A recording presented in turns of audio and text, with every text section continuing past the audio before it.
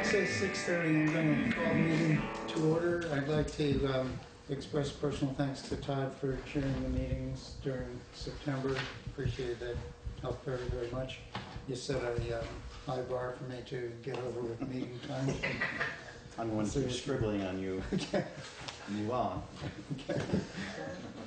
Just don't kick me in the knee because I don't have to compete with them. Yeah, that wouldn't be good. Okay, first order of business is the minutes from the August 21st regular meeting. I assume everybody's had a chance to read that. I saw one wording change that made good sense for someone who wasn't at the meeting. Mike and I weren't here, that's why we tabled it to that back, because we wouldn't have a quorum. Okay. Someone want to make a motion to approve the August 21st minutes? So moved. Second. No second. Okay. Any discussion? All in favor, please say aye. Aye. Aye. Opposed? So it passes 3-0. Second item of business is the minutes from September 18th regular meeting. I think that's the one that I That's, gave you. yeah. Okay. Make a motion, we accept them as written. Thank you. Is there a second? Second. Got a second? Discussion? All in favor, please say aye. Aye. Aye. Opposed? Passes 4-0. I'm abstaining, having not been here. Okay. I know it's not on the agenda, but I want to double check with you guys about the treasurer's report. Did you talk about that at a previous meeting or something? We just got it between meetings. Oh, okay. Is it okay if we just spend a moment or two on that? Oh, okay. Did you get that letter? By email, yes. I guess this is the original that was in the basket over there. But yeah, it was sent to all of us by email. Just for the record, this dated September 25th. As of the above date, the general fund has $761,197.43. Last week's pay orders of $697,817.27 have already been deducted from the general fund. On November 7th, we have to pay $720,066.25 to the schools. On October 17th, we have to pay back our line of credit of $150,000. On November 7th, we have to pay back the bank for our loan on Lynch Bridge for $440,000. Also for Lynch Bridge, we have another loan for $165,000 that was for the balance due. Before December 1st, we have to pay the state of Vermont a large payment of $309,922.46 for our non-residents education tax. This same amount is due. Sincerely, Maureen. Hey, just one question. That's how much it's better, you know, from 288 from 144 the year before. Right. I had a question about the Lynch Bridge business. How close are we to getting FEMA funds? We're going to have to pay this back. Are we going to do we have to do them all at closeout, or we should take it? I thought, why not try to get the 90% now? And submitted it, and she bounced back about a half hour later and said, well, you know, you're supposed to give all the closeout documentation unless, you know, you just want the 90%. And so I said, give us the 90% for now, and Okay. So are they okay with that? Yeah, so perfect. she was processing it. Okay. So then this $600,000 or so isn't as big a hit as it would be if we weren't getting the FEMA. I think what I put in was 411, so we'll get 90% of that. Okay. And then we're rescheduling with Mary. We had originally Tuesday, and then she couldn't make it, so she called it off. And then Friday, we disconnected on our appointment time, so we're rescheduling with her. Next week? Yep. Okay. Okay, so do you guys think that by November 7th, when we have to make all these payments, we'll be okay with FEMA, or will we still? I mean, I don't know that we'll have Yeah, all the money in, but that 90% should at least be here by then. Okay. One thing she doesn't have on there is $115,000 for paving. Right. That'll be for next Okay. month. Okay. So that we had in the budget. Right. Okay. And that's Yeah, I was not, we're just still going to wondering. have the money in the, Yeah. in the Okay, so is everyone comfortable with the progress we're making with FEMA on this stuff? That it's not a big deal? Well, it'll be a big deal when we meet with Mary Andy's. Yeah. Is there any expectation that we won't ultimately get reimbursed? No, there's, no. I think we're gonna get reimbursed. Okay, all right. Anybody have any questions about the treasurer's report? Anybody out there have questions about the treasurer's report? Well, we never can really figure out why. 3 years ago, increments were $144,000 for the school education. Then it went up to 288 2 times a year last year, and now it's up to 309. Almost 310. So, Wasn't there something going around about a resolution for getting on But I board mean, with I that? thought Yeah, we we were can still talk at about the that. 288 for the second run, didn't you? we have no idea until they send that bill every year, and it just seems, especially that, to double it 1 year. Yeah, it was exactly double, I mean, almost to the, and we hadn't budgeted. And the explanation that Maureen got, she forwarded to us, and I mean, it was as convoluted as could be. You know, we take 3% of this and 16% of that, and we do it, and then they juggle it. You could never understand where they came up with their dollar figure for the time. That's one of the basic problems with the whole education funding system. There's nobody, any place in the state who can explain Yeah. exactly what's happening so that the select boards and the school boards know and do some anticipation. It's always just a problem. At any rate, Todd mentioned we'll be talking about a resolution a little bit later in the meeting that'll deal with this issue a little bit, so let's see what happens. Shane, I'm going to leave the original here for the record. Okay, road business. Todd. The roads are still in pretty good shape. We're still graveling ditches in the roads, getting them ready for winter. We're cutting a bunch of dead trees. And if the roads hold up, we don't get too much rain, we'll start cutting some brush. As far as equipment goes, the 2013 Mac is back from state line. The 2014 Mac is there having its first service done. I'm going to have to get a carbide cutting edge for the grader. I'll get some prices on that. I started getting prices on it today. The loader needs a new cutting edge for the bucket, and I got to start ordering plow blades and shoes, and I'll get prices on those as well. Our favorite truck, the 09 Sterling, has an oil leak that we're trying to figure out where it's coming from. As far as paving goes, Basin finished paving for Dover Road, and they're going to be putting the gravel shoulders down next week, probably Tuesday. I thought the job went really well. I think we did a good job. Bridge 41, that's that Pat Gray bridge, the one we talked about, and the inspector said we had to repave the deck. That's been repaved, and that's a lot better right now. Hickey Road Bridge, we met with Mark Pickering and Jeff Brown, and Mike was there, and we went over the work that needs to be done on the abutments. Jeff is planning to get started on that beginning of next week. So, Todd, does that mean that the state environmental folks in the They gave us an plans emergency grant will to work out? do the abutments only, or the one abutment only, and then in the spring they hope to have the plans drawn up for the rest of the work in the river. But they encourage them to. Yeah, and they're gonna, this bridge will be covered under that state grant, it's holding the grant for us, so. Okay. But, I guess you probably weren't here, they did a boring on the footings, and come to find out there's a 13-inch void in the footings, so it's gotta be filled with, concrete. So they're gonna be doing that next week, then they're gonna try to rip-wrap that one side. Bridge number 45, the Hunterbrook Bridge, I did talk to Renault Brothers.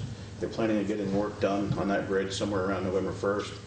I told Mike that we need to have that done before snow flies, and we won't be able to plow it. He felt pretty strongly that we should replace the railings as it's substandard. He said he could do the work at the same time, and it would bring the bridge up to standard. But I told him we had discussed that and decided we weren't going to do that. That we might do it later on, like in the spring or something like that, and take the money out of our own Band rails. band rail money. So, I know you guys talked about this while I was gone. What's the total cost on this thing without the $54,000. $54,000? Yeah. And from looking at the minutes, it looked like the discussion didn't finish about where the money would come from. What does it look like? Yes, it on did. It did? Okay. Yeah. What we did was, the bond for Bridge 14, the bond was in excess of what was actually required for Bridge 14, but we couldn't not process the bond at the amount that was voted on and at the time was anticipated. So essentially, we're holding a bond where the need of the money was significantly, almost $100,000 less than what we needed. So Shannon made a call, and we absolutely can utilize the money out of that account, which is what we're doing for this emergency on this bridge. Okay. Okay, there was also some discussion that I thought I was discerning about maybe trying to look at some of the other bridges that might need attention rather than waiting until they get to the same stage. What happened with that? Well, we need to, the bridge inspector's been around, so, what's it, December, January, something like that, we get the bridge reports in. We should sit down as a board probably at some point, or make copies for the board to read at some point and go over them. Okay.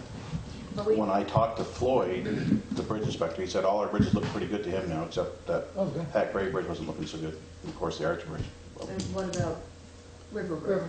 he told me the rest of the bridges look pretty good, but I will have to look at that report, because Yeah, I thought that was pretty critical before, and actually Wyndham Regional's trying to get that one pushed up too, yeah.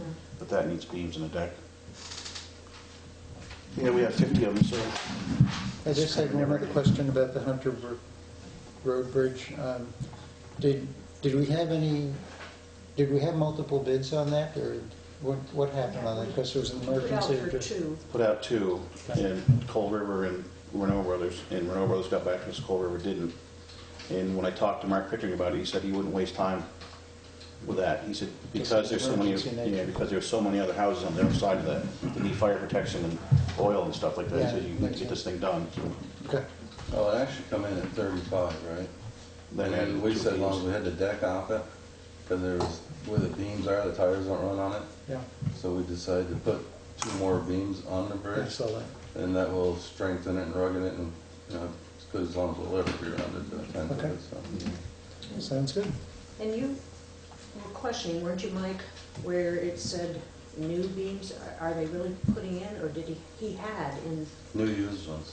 okay, that's, Yeah, he kind of choked a little when he said, you're going to put new beams in, right? He goes, no. And he told him, well, you said you were in the yeah, bid. it's right in the bid. A little misprint. Yeah, they're as good as new, they're just 20 years old. Are they really? You thought No, maybe, they're used, but Okay. you thought maybe they would be less expensive if he was actually putting those in. Hmm. So are you comfortable with the quality of those beams? I take it you are. Yeah. yeah, they're in good shape. Okay, good deal, thank you. Williamsville Hall, we need to get somebody to look at the wall down in the basement on Brisson's side? Bristol's side. Right just before the furnace room, there's a hole like this, right through the sidewall. And the water's been pouring in through there. And last winter we had ice on the floor all winter. And it's actually washing out under the basement, so. Weren't you gonna look at that, Mike? I don't think that's what we were looking at, you mean, there's only one other thing on time, but Yeah. it's like, fire. Yeah, we can look at it. I think you're gonna have to get somebody from carpenter or somebody in there to board it up or do something with it. But we should get something done with it. Looks like an animal started going through there and it's just getting worse and worse and worse now that it's been Is that opened what up. it was? So what are we gonna do? That's what I wanted to know from the board. What do you want to do? What do we have in the Williamsville Hall under that whole repair for capital? Did they put the electrical out the bid? Yeah, It's done. it's almost done. Okay, so whatever remaining, I don't think it would take that much, and maybe we could mention the Williamsville Hall people, maybe somebody like Dan DeWalt or somebody like that that does woodworking can put something up there. I don't think it'll take all that much. Maybe mention it to Steve Levine or something. See if What they can take a size look at it. hole are we talking about? Well, it's like this and probably that high. Okay. Just a matter of getting the water run by it, stop Okay. running through it. So shall we ask Shannon to get in touch with Steve to Just see see if if they anybody have would be some interested. ideas about how they might take care of it? Yeah. Okay? All righty. And the other thing with that is I told Jeff Russ to go ahead and winterize that November 1st. That's what we decided, right? So he said he would. The new 550 truck should be at 10 till any time, and then it's going to sit there for quite a while because they're backed up so bad, but I don't really anticipate the truck being here until December or after. As far as the town office parking lot goes, Shannon and Mike fill out the access permit and send it into V-Trans. We should be hearing something fairly soon. They're going to email you, Shannon, or how's that going to work? He said he would either email it back or mail it back. All right. If we don't hear anything, like within a week, we're better get it paved. It's going to be too cold, but hopefully we hear something back. He did come down and look at it, so. So is there any issue about paving it before we have the access permit? Or it would be paved that much in any event? Or? Well, you can't, I mean, we can't do the access until we have the permit. Mhm. So if we do it ahead of time, then it's going to be paved over to the right, and new access won't be paved. So. He said he thought he could get it turned around pretty quick, so. Yeah, so hopefully he gets this done right off. And the other question related to the pavement, you guys probably have already taken care of it. Where does the town office property and then WW's property I gotta begin? get Eddie, New young Tees Eddie over place? here. I talked to him about that. When I He looked said it at, was like the 18 to 20 foot. when I think it's 15, when I looked at the plans, when we were trying to figure out where the septic system was, and there's supposed to be a metal thing that got covered up. But in terms of measurement, the sideline for the town property was just about 15 feet From the edge of the New Teak building? yeah, it toward us, right? So what does that mean for the paving? Do we have some okay Pavement from coming over away 18? from the building a little bit. It's going to stop at 15 feet from the building? Yeah, or maybe a little bit further. I think we measured in 20 feet. Something like that. Okay, so we don't have. So you had any 20 sort of feet from the building clearances as for parking WW. spaces, and then you had 22 feet in between, and then another 20. I'll So get 62 Eddie to feet go over and all look at it together. anyways, because we got to turn those roll-offs around anyways, so that they're facing the other direction. And he'll have to clear whatever Right. so that they can get in there. Yeah, another concern about that is in terms of its sloping, because this, right where the path comes down, or the sidewalk comes down, we get big puddles, and people have slipped and fallen in winter when it ices up. So whatever, you can't have water running down and then have this without getting that cooling, and it'll be less going down into because it won't be permeable. So we're getting an impervious surface, which we need, but we're gonna have to figure out the sloping of the sidewalk and whatever we're gonna do there, as well as I went to a workshop on stormwater runoff, and I've been to a different one where with a certain act, they're gonna start saying to the town of Newfane and other towns that our road systems are gonna have to stop having the nitrates going off that are going into the watershed, because there's excess nitrate in the West River that goes into the Connecticut River, and it's causing a problem down in Long Island Sound. So there will be a state statute that's coming in that says we've got to start backing off on that. So I'm thinking that using the parking lot, if we can get it, we can slope it to the back and maybe asking master gardeners, because what they say is to put it into a rain garden that has definite plants that take out the chemicals. So this could be a great opportunity to put those things so we won't get extra runoff going into the Route 30, because that'll go down. We've got that grid, that's a concern too, because where that water goes down, and then the puddling. I've got a couple of questions to make sure I understand. So is the plan then for the paved parking lot to run at a slight decline from the sidewalk all the way back to the back of the property? I don't think so, because wasn't that the replacement for the septic system Yeah. and everything? Yeah, that was So going to you be don't the want to next swamp that area question. there, or you'll be screwing up. Plus, the septic. the only place he's got plowed is that way, so if you plant a garden right there, he's got no place to push the snow.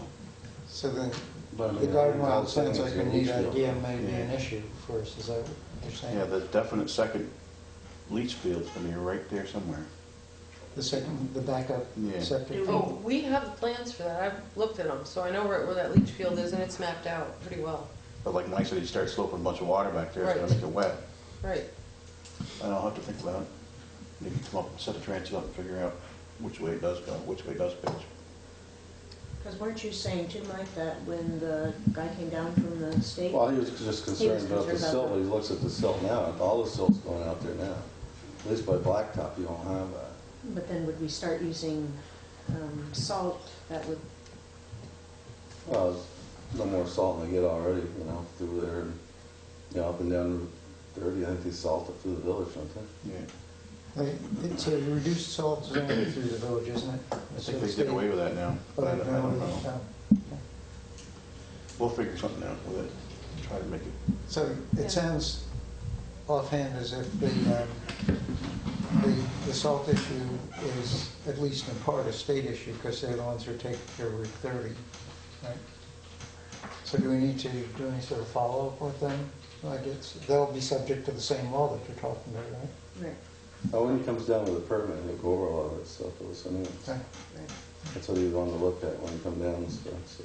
So as a practical matter, then, if we're, rather than complicated with any additional aspects of the project, we're just talking strictly about paving the parking lot according to whatever decision the select board made last year to within about 22 feet of WW's property Changing the entrance. and changing, and that's where Moving we need the entrance access. this way about Okay. 12 feet.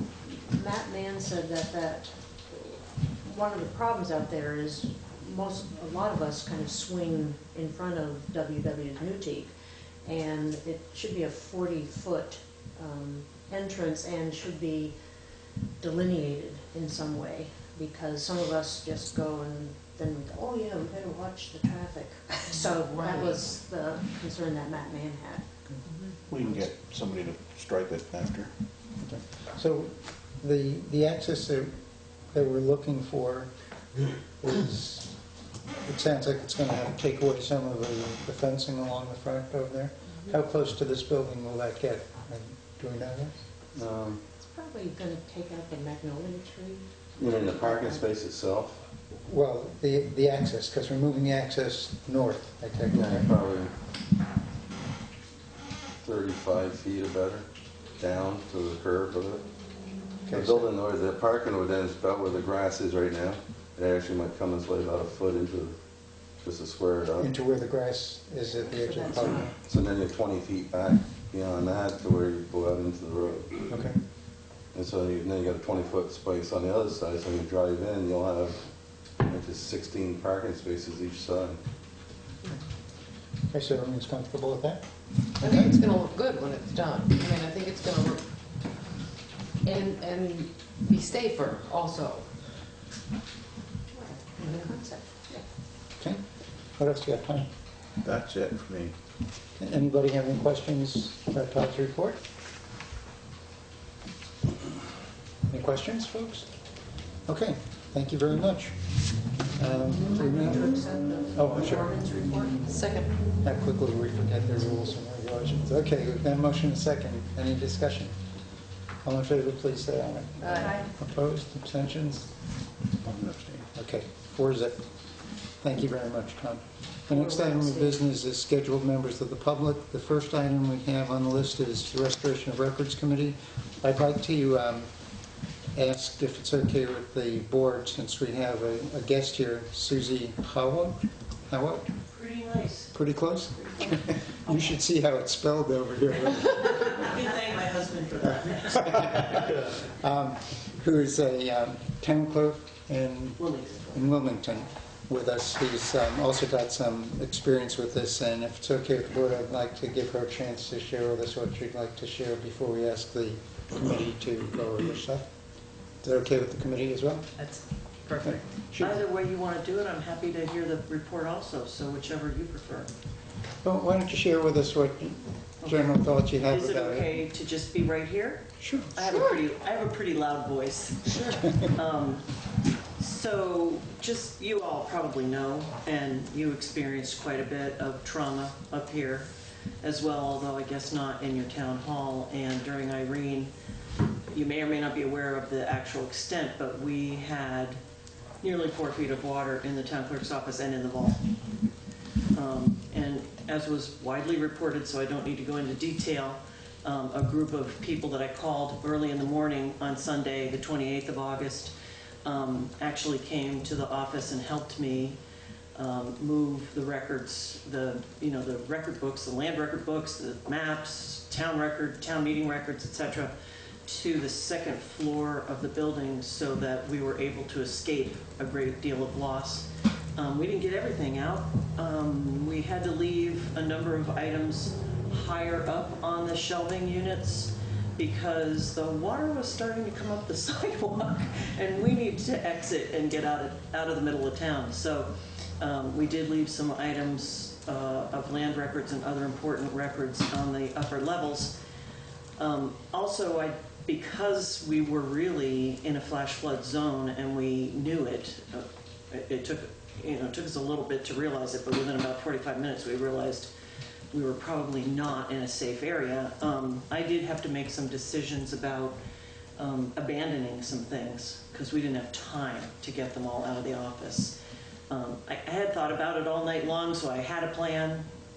And we did lose some things like the 1800 school registers that no one's ever asked me to look at. So fortunately, we also had a flood in Wilmington in 1938, and the town clerk's office was affected then.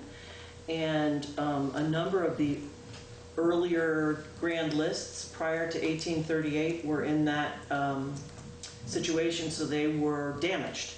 And in fact, they were wet enough to be actually they glued themselves shut almost, where you really couldn't peel the pages apart, and they were moldy.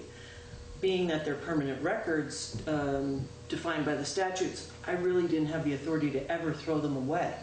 So they were still in the vault, but they stayed there on the morning of August 28th, because that was one of the other things I felt I could make a decision like that on.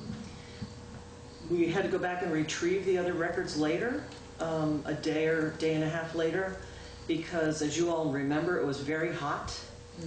And the vault, with all that moisture still on the floor, a lot of oil from the furnace was coating everything. It was very moist in the vault. It was becoming a sauna. And those of us who are record geeks, which usually town clerks are, we know that moisture is the enemy of paper. And so we went back in and grabbed those records later, and actually I have some friends on the mover bus system, and the general manager offered some help, so he sent a flatbed truck down to the office, which, by the way, was filthy. It's just an open flatbed truck, and it was the middle of summer and there was dust everywhere. And we took the rest of the records out of the then sort of hot, wet vault and put them on a flatbed truck. And we told everyone we were taking them to a secure location, and it was my assistant's barn, because that was the only place I knew to take them at that point. As you all know, because you had the same issues here, Wilmington was isolated from getting to Bennington or Brattleboro or any place like that for a while to be able to find some other storage. So those are the kinds of things that we went through in the flood. Like I said, fortunately, we didn't really lose anything that was something that we use today to conduct business. We did lose, what some people would be sad about, some older, records from the 1800s.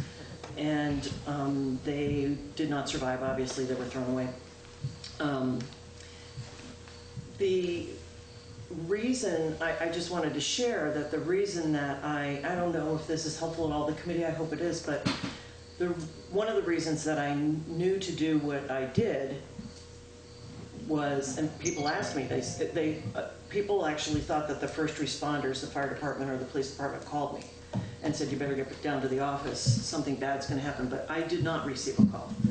I happened to be a Hurricane Andrew survivor. I lived in Miami at the time, so I'm a worrywart. And I was watching the weather all night and realized I believed that we were in trouble. Why? I don't know why I believed that. I just did. So I also knew that if the records of the town, particularly land records, were lost, and people's vital records or birth certificates and all those kinds of things, but with the case of land records, if the land records were lost, I knew that that would impact the ability to transfer and finance property in a very instant and really horribly negatively impactful way. And that was actually evidenced by a few days later when I started to receive emails from Vermont Economic Development Authority, who was trying to quickly write loans for the devastated businesses in our town. As you know, it hit our center, so we did not have as many homes damaged as other towns did, but our businesses were pretty badly hit. Louisa Nair, who works there, kept emailing me and asking me for the citations, book and page, of the deed of ownership of different buildings that were about to be applying for loans to rebuild. And I told her a couple times on the phone I couldn't get them for her. They were, I mean, the books were stacked all over my assistant's barn. The rest of them were stacked all over the meeting room on the second floor. The index card file drawers were stacked everywhere. The computer had been taken from the building to my treasurer's house so that she could start paying bills in the emergency and also pay employees. So I did not have access to the server and couldn't bring my computers up. So she was very upset and said, well, we can't do anything for your folks in town until we can prove ownership. So I finally said to her, look, I'm asking you, will you go up the food chain with this request? Because I didn't, I figured she had to go to a higher authority. Tell them that if they'll start writing these loans without having proof of ownership in terms of a reference to a book and page of a deed, or a copy of that, which I can't give you right now, I will go back and backfill all those records as soon as I'm up and running and as soon as we have a place to reconstitute the town clerk's office and I can get to those records. And I promise you, I will fill those records in and send you copies of the deeds if you'll trust me and start writing these loans for our devastated people. So, sorry, I get a little emotional when I think about this. So she did. She went up the food chain and she got permission, which had never been done in VITA's history. And to be honest with you, I don't think that would happen in most financing institutions. So when we did get the office up and running 21 days later, I was able to give her that information and backfill everything. In the meantime, basically what the VITA people were going on was, does so-and-so own the building at such and such on East Main Street? And I would say yes, because fortunately I knew. So that, I just wanted to share that with you in terms of highlighting, I get pretty excited about when the road crew gets to get a new 1-ton, because my husband works in road construction, so I kind of like that kind of stuff. And people get excited when they see things like that, or they know they're going to be able to replace certain pieces of equipment or upgrade certain departments. Records aren't very sexy. Paper records are just kind of, not a lot of people really find that as scintillating as I do. So it's kind of hard sometimes to get across the importance of the foundation of those records to the town. If you can't prove ownership, and you can't prove chain of title, and you can't prove what the level of liens are against a property, you can't value them in terms of the assessors. You can't tax them. I mean, I'm taking this to the extreme just to make a point, but we town clerks take the handling of land records in particular, and obviously the town's meetings records and historical records and vital records and things like that pretty seriously. And it takes a lot of training, which is what I had gone through over nearly, well, by then it was like 17 years, training sessions to know what the devastation can be if you don't protect those records. What drove me that night to staying up all night and thinking of a plan of what to do the next morning when I got to the office was training that had showed me what happens when records are fully damaged by water. And the process to bring those records back and the likelihood that you can bring them all back is extraordinarily difficult, extraordinarily expensive, and not as successful as you would always hope. So to me, the better thing to do was to get them out of harm's way. I don't know that I could guarantee to the town of Wilmington or any other town that somebody in my position would be prescient enough to do that again. And that's not to say that I'm so smart or that I'm, so wonderful that I did that. I just happen to be a worrywart. And a lot of people went to bed that night all over our state, not having any idea what would have happened anywhere in their communities, never thinking that anything like this would happen. So I've embarked on acquiring a disaster relief community block grant. It's the first and only of its kind thus far in Vermont, because normally town clerks don't get a lot of grants to handle records. But because of our situation of going right back into the same building, the need to protect those records was great enough to convince the community block grant, the Agency of Commerce, that this was a viable grant request. So as we speak, there are people, well, not as we speak, they left at 4 o'clock, but there are 2 fellows from the COT system who have come from Ohio and are in my vault right now, have been there since Monday with equipment scanning pretty much everything in my vault, which I'm very fortunate to have that grant. If I didn't have it, it would take a lot of town money and a lot of town effort to start to make a dent in those records. The project that I'm working on, where I have professionals doing it at a pretty amazingly high rate of speed, is with the scanning and the indexing together to do what's in my vault. It's probably going to come to conclusion in December of 2015. It's a pretty long process. It's pretty work intensive. And that's with professionals doing it, and with me actually just doing the going forward piece and not much of the filling in the back piece. They're doing all that. If I were doing it, I think it would take about 100 years, maybe 99. So I don't know if that's a helpful overview or not. It's kind of my mission in life to help people understand, what a possible threat could do and what the records mean in a way that maybe we don't think about every day. And also what it really takes to take care of them, and it's not something that towns across Vermont, spend a lot of time on. So I think it's great that there's a committee to look into the restoration of records here in Newfane. We don't have anything like that in Wilmington. So anyway, that's, I guess, what I wanted to share.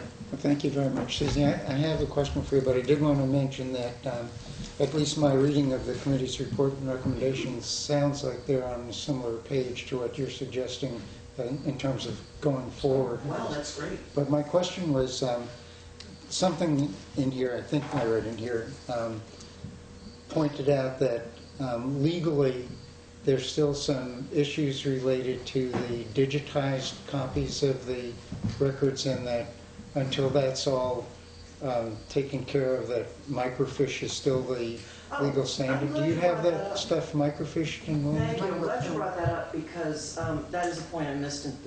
That's kind of one of my geek things. Through training over the years, and I did, I've gone to a number of seminars with the former archivist from the state of Vermont, Greg Sanford, who used to run training sessions for clerks, and I've gone to some other ones with vendors. The standard for records preservation is actually paper, or as it's been known for centuries, papyrus. And so paper lasts for the longest period of time that we know a medium to last at this point. And that's why most of us have records in our vaults that are, mine date back to 1792. In Newfane here, they're probably even a little bit older. And those records are still pretty intact. A few of the books, the pages, began to disintegrate or had some iron ink problems or things like that. Clerks before me have spent some extraordinarily high amounts of dollars restoring books. A volume, a typical older volume, can take anywhere from $1,000 to $4,000 to even begin to restore. That's one book. I have 300. So the second level of acceptable preservation medium at this point is, yes, still microfilm or fiche. The issue with that, the only technical issue with that for many of us, is that most of us don't have readers. But they can be acquired, and they can be, the film can be sent someplace where it has to be read and recreated if it has to. The new technology that we're all up against now is digitization, which, in my opinion, doesn't replace either one of those earlier mediums. It's it's a tertiary way of protecting the records: paper, fiche, digital. The reason for me that digital is also important is that I can, the other reason is that along this journey that I've been on, I found that the microfilm that I've been doing with the state of Vermont at the General Services Office is really not usable. So if I had lost all those records in the flood, thinking in the back of my mind that most of what we had for land records only and some vitals was at General Services in Middlesex, I probably would have been horribly disappointed, because the processes weren't always done correctly and there's a lot of degrading, so very little of what I have stored up there is usable. Because during this process I had a review of that done. So for me, digital provides two things, and one of them has little or nothing to do with preservation. The preservation aspect is that while we have this medium, and before it migrates in another 20 years and we have to keep an eye on it, which we all will do, you have almost instant access to the records, and you can print them out on almost any normal printer. If you're working with a service, they can do it for you at a higher rate of speed. So you can get records, back to you after a disaster or an event in a much higher quality and a much quicker turnaround.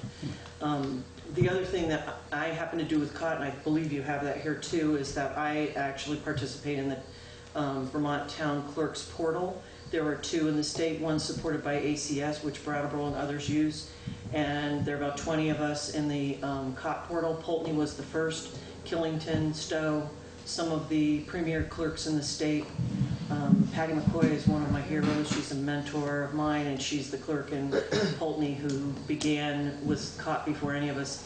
And what that does for me in a town with 75% of my properties owned by out-of-staters, or at least out-of-towners, is I can provide services to those folks off-site through the portal. They can access the index for free, and they can pay to access records that are imaged and attached to the system. At this point I have a little bit, but we'll have more soon.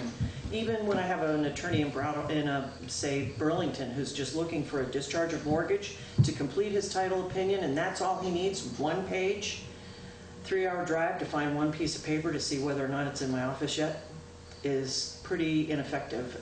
So the users that I have remotely around the state who aren't right in Wilmington have found this service to be extremely helpful. And that's kind of an extra. That really is the part that's little or nothing to do with preservation. Let me ask the committee members if any of you have any questions for Susie based on what she's talked about that might help inform our later discussion. Could you tell how much that block grant was?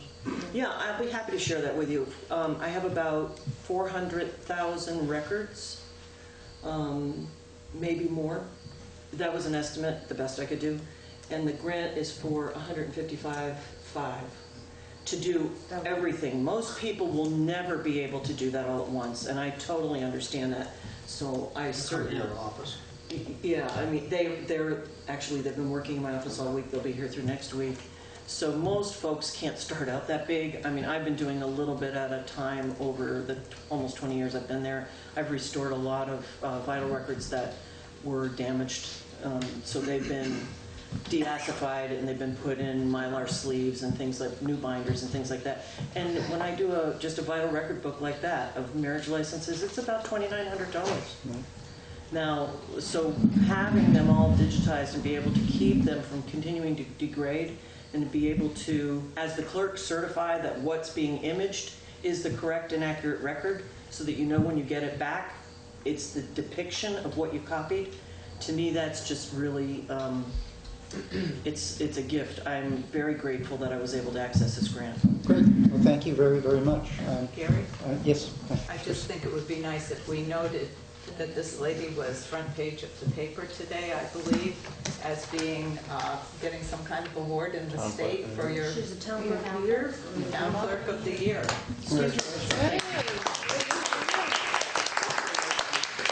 I'll just take a moment to adjust my mental tiara. Thank you, that was very nice. Susie, does your schedule allow you to stick around while we talk? Yeah, I'd be happy to stay. I'd like to hear what the committee has to say. Thank you. Okay, I don't know what you guys talked about. We didn't talk Okay, about a so whole lot. Want me you're to up. bring you up to speed a Please. little bit? Okay, at the last meeting, and I have new reports for you. There was a question about the cost of indexing, and I was not able to answer that. I went back to Lori from Goodway Document Services and got a new price. Her idea of indexing and our naive question led to some confusion, but we now have a figure that would, what they would charge to do. Anyway, it's in the report. Okay. I think it's important what Susie said. Our microfilm records on file with the state are still okay.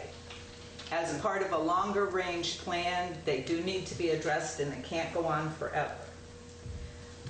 My concern, and I think the concern of the committee, is that without the Vermont Associates money,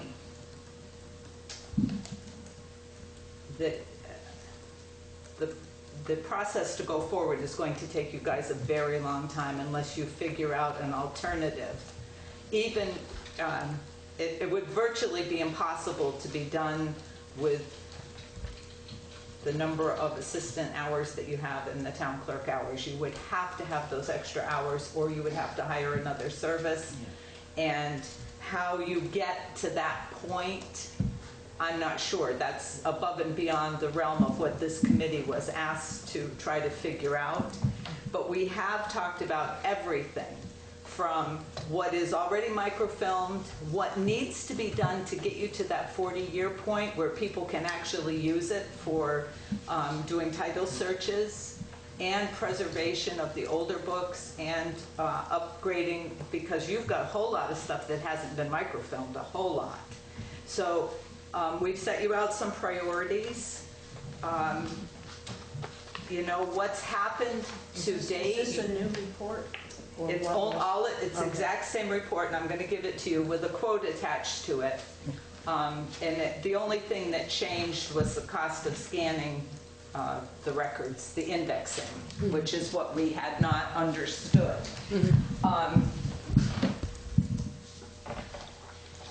Thanks, Joe.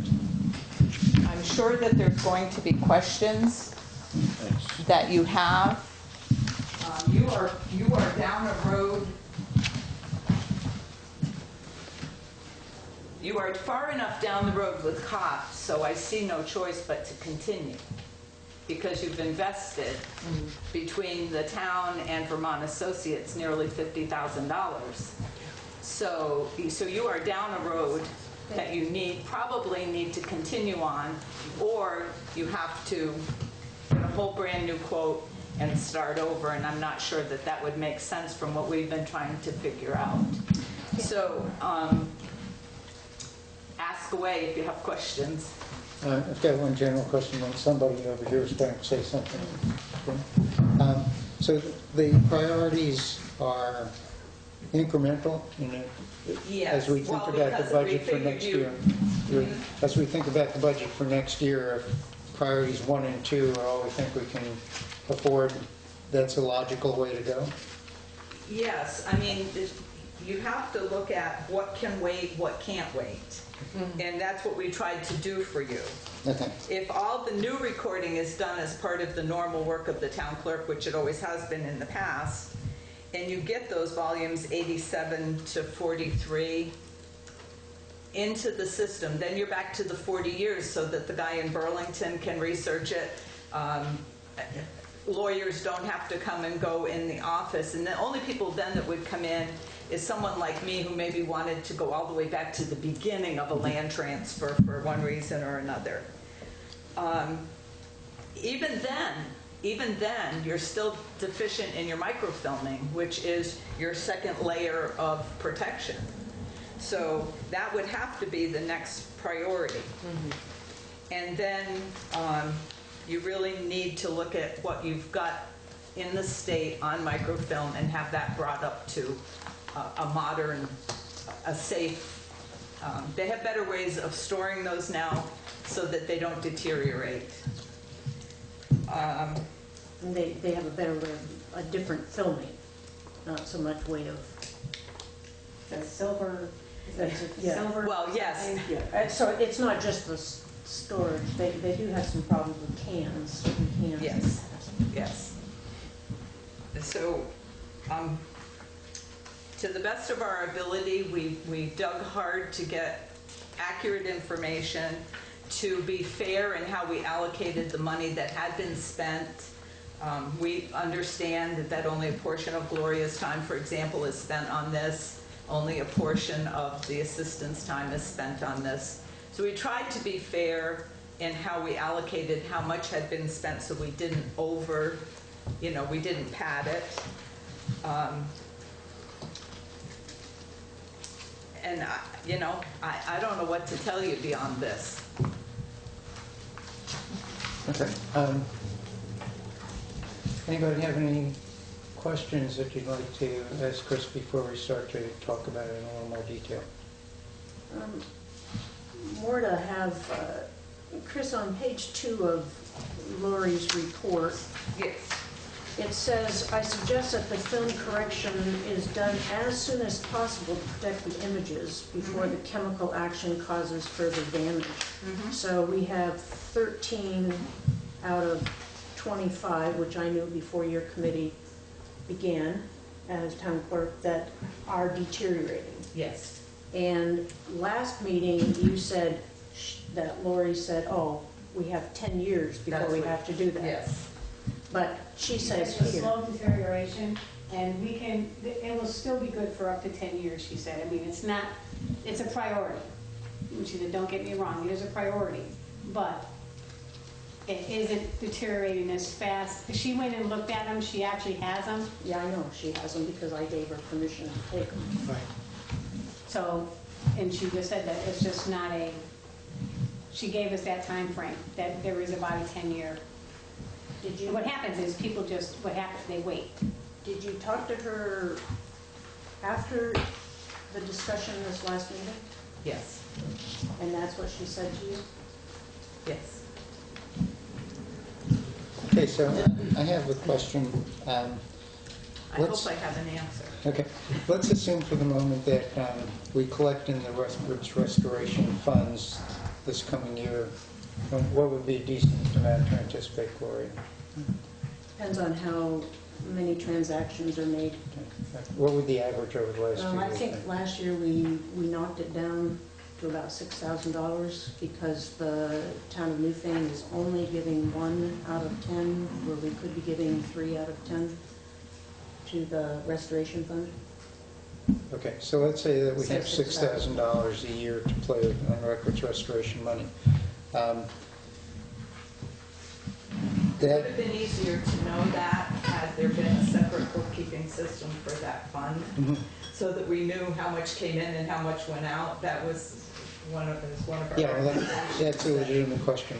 I'm just assuming that this next fiscal year, we have $6,000 that we can spend on this.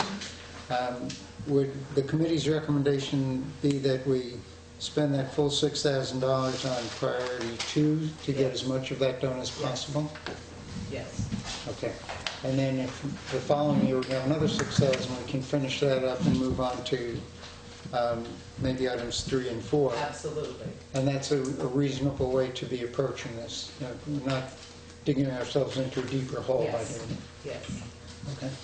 I'm happy to hear, quite frankly, that you do bring in that much money, because we couldn't seem to find that information. But if you do bring in that much money, then I think this has been in the process for about 3 years now.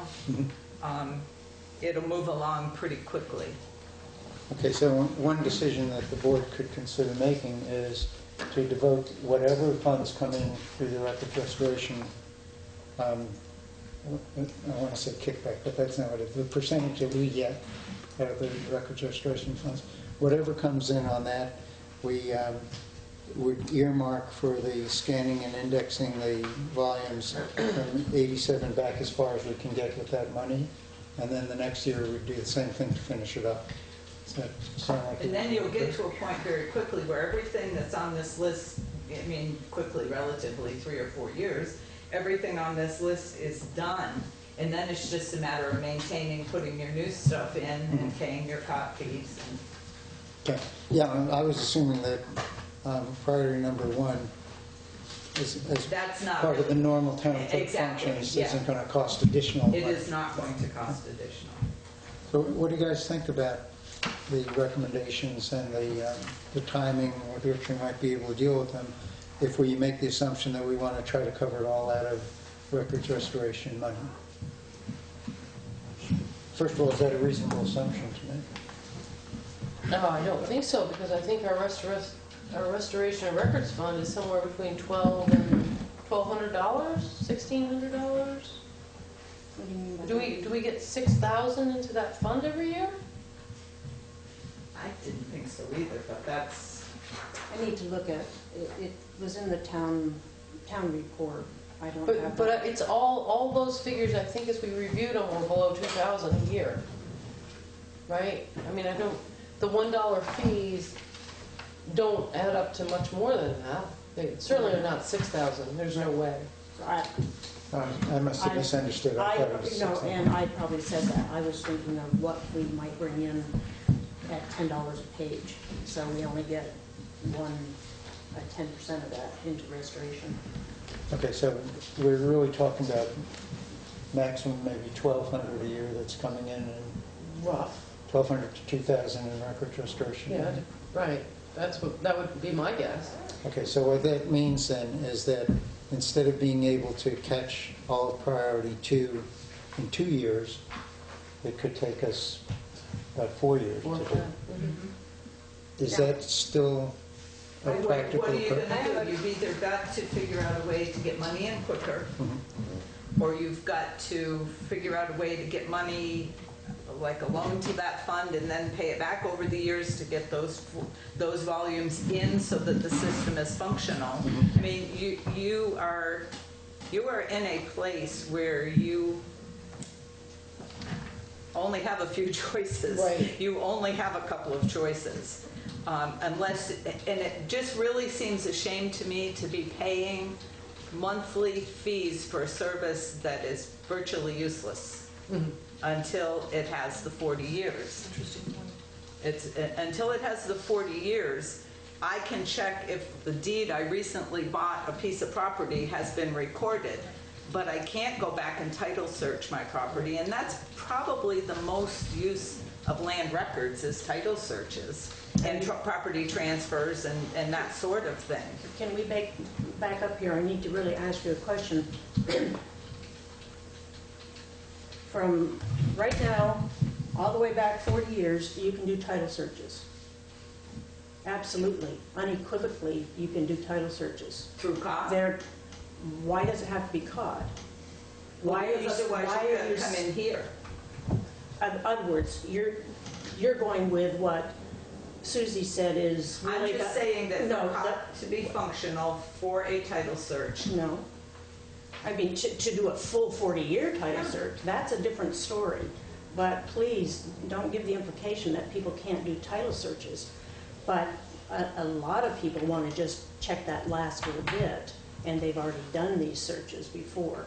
Well, I asked the question in my research, how much are we getting in, how much is being deposited by COT? In other words, they collect fees for people that use it online. And what you told me was very little. And so that means that, and I could be totally wrong on this, but I believe for a title search to be, a complete title search has to go back 40 years. Yeah. And the only way a lawyer doing a title search can do that now is to come into the office. So my point being that COD is virtually useless for that right now. I have two questions. I think what I'm hearing you say is, to date, we've put close to $8,000 in fees to this company, COT System, which we clearly can title search. Anybody can come in here and use our... could before you paid the and we could call upon the Secretary of State's Archive Division to retrieve our microfilm in the event that the office burned. The COT system is the bridge, I think Susie is saying, to the next level of where we're going to ultimately go. But right now, having put that amount of money into it, we're not where it's usable. So we need to move that stretch forward to make that a usable thing for the people to be able to get online, do what they need to do. Which leads me to my second question. Is anyone aware of what the Archives Division is doing in terms of literal digitization or movement on that?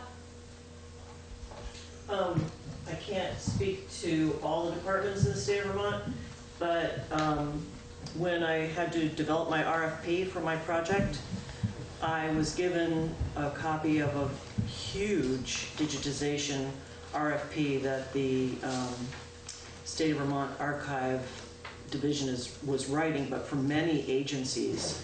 So, I mean, the RFP was so global in terms of the work that the State of Vermont is doing throughout many of the agencies that are under, I mean, it was every agency. You know, it wasn't just the archives, it wasn't just Secretary of State, Transportation, Children's Service, you know, all those things. Right. The actual RFP was so big that I couldn't use it for my little project. So just from reading it, I know that they have undergone an RFP process a couple of years ago, and they are in the process of doing enormous amounts of digitization. The difference with what the town clerks who are using portals and systems like COT have is that it's not just a storage item. It's a user access item as well. So while you're storing and keeping things protected and triple redundant, paper, microfiche, digital, you are also creating an accessible avenue for the user, even in the office. People come in, when they come into my office, I had an electronic record of my index back to 1989 because my office was an early NEMRIC user. That whole 1989 forward index was dumped into COT. And so when you look at if you were at home and went on your computer tonight, went into the portal and looked at Wilmington, you could look at the index entries on everything that was came into the land records back to August 15th of 1989. Now you won't see a document attached to everything yet, but you can look at every indexed item. And I believe, however far back the the index goes here, same thing. And you're absolutely right. As you attach more and more images to the index and get the index all the way back 40 years, then voila, you have a full title search available to you based on the investment you've already made. Is it still a very usable tool for searching to see, oh, they do have that there, I'm gonna have to go get it, but it's there. I know it's there. I've got my notes. People are making these notes at their desks now. The lawyers that use my system, they're doing their whole title search notes at their desk, and then if they do have to come in and get the images, because I also do not have them all done yet, obviously, they're finding it to be a very efficient way to come in and get through the search quicker in my office and be able to get in and out even faster. So everything you all are saying is correct. It's all the different aspects of the same function. The two things that are important are the triple redundancy provided by the system that I happen to use, which is COT, and the access to the average citizen right up to the title searcher to the index of records that they can look at right at their desk at home if they want to. Let me test something out on the board members and the members of the public who are here. If I'm understanding this correctly, Priority one, with each passing year, is going to allow us to get back to 40 years without having to go back in time to catch that up. I mean, 5 years from now, with the town clerk having entered everything into the COT system, we only need an additional 35 years back beyond that.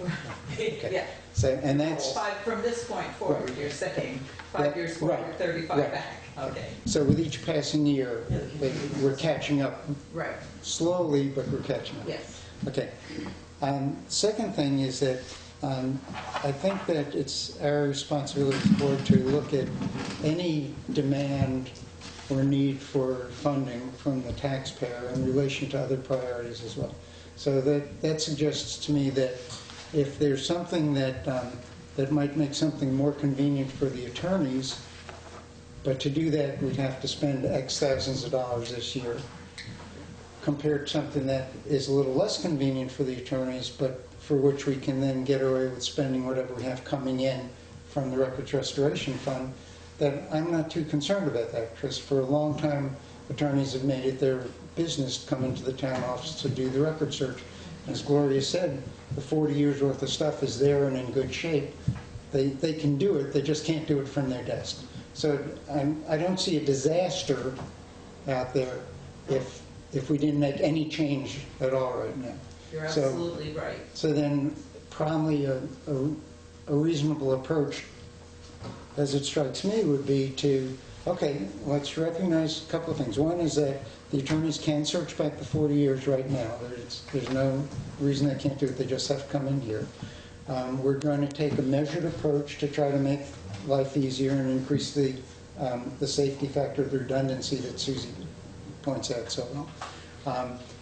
But the choice we have to make is that second part something we want to do all at once, in which case we have to find X thousands of dollars someplace, or is it something we're comfortable with doing over time with the understanding that the material is still accessible, it's just that you have to come into the office to do it rather than do it from your desk. Which is, the sad part of that, to my mind, to my way of thinking, Gary, is that during that time, however many years it might be, let's say at $2,000 a year, another 4 years, you're going to be paying COT $200 a month Yeah. Every month. for a system that people still have to come here. I mean, it doesn't quite make sense to me. Okay. So then, So from if that we do all the perspective- priorities, I Pardon? wouldn't do all the priorities. well, I mean, if you had them, if it didn't, would that bring you up to the point where that cot would be useful? If you just did number 2, COT would be useful. Okay. The $8,888. Yes. But how do you come up with an Oh, $8,888? Gloria, I probably messed up. I took the No, I'm just- figure that they, I took the figure on the quote, and then at the bottom she says, if we are going to scan it, you're going to add 117 per book, and I did the math and added them together. Greg has a question, and I'll come back. Yes, sir. I just think one other factor you guys want to remember is if you're going to spread this out, you may not be sitting, well, you probably won't be sitting up there. So if you're going to look long-term, somehow this is going to be relayed on to future boards and future elected officials to be continued. Otherwise, it goes right back between the cracks like it has all these other years, and Yeah. we're back at zero here in 10 years from now, so. So Well, I'm the- not in favor of stretching it out. I'm in favor of spending the money to get it done and have it done once and for all. I mean, I wouldn't, Guys. if it had to do the whole thing, all your priorities, make everything right, it's only $16,000. I mean, So another option. well, I mean, compared to things cost nowadays, I mean, we're going to go down to the school thing on $1 million heating system pretty quick. I mean, this is nothing, you know Well, what I mean? let me ask you this question. In theory, you're going to collect, let's just use the figure Take more than a dollar out of $2,000 a year. You can either collect, spend, collect, spend, collect, spend, or you can collect, collect, collect, and spend, or you can spend and collect, collect, collect. Yeah. Back.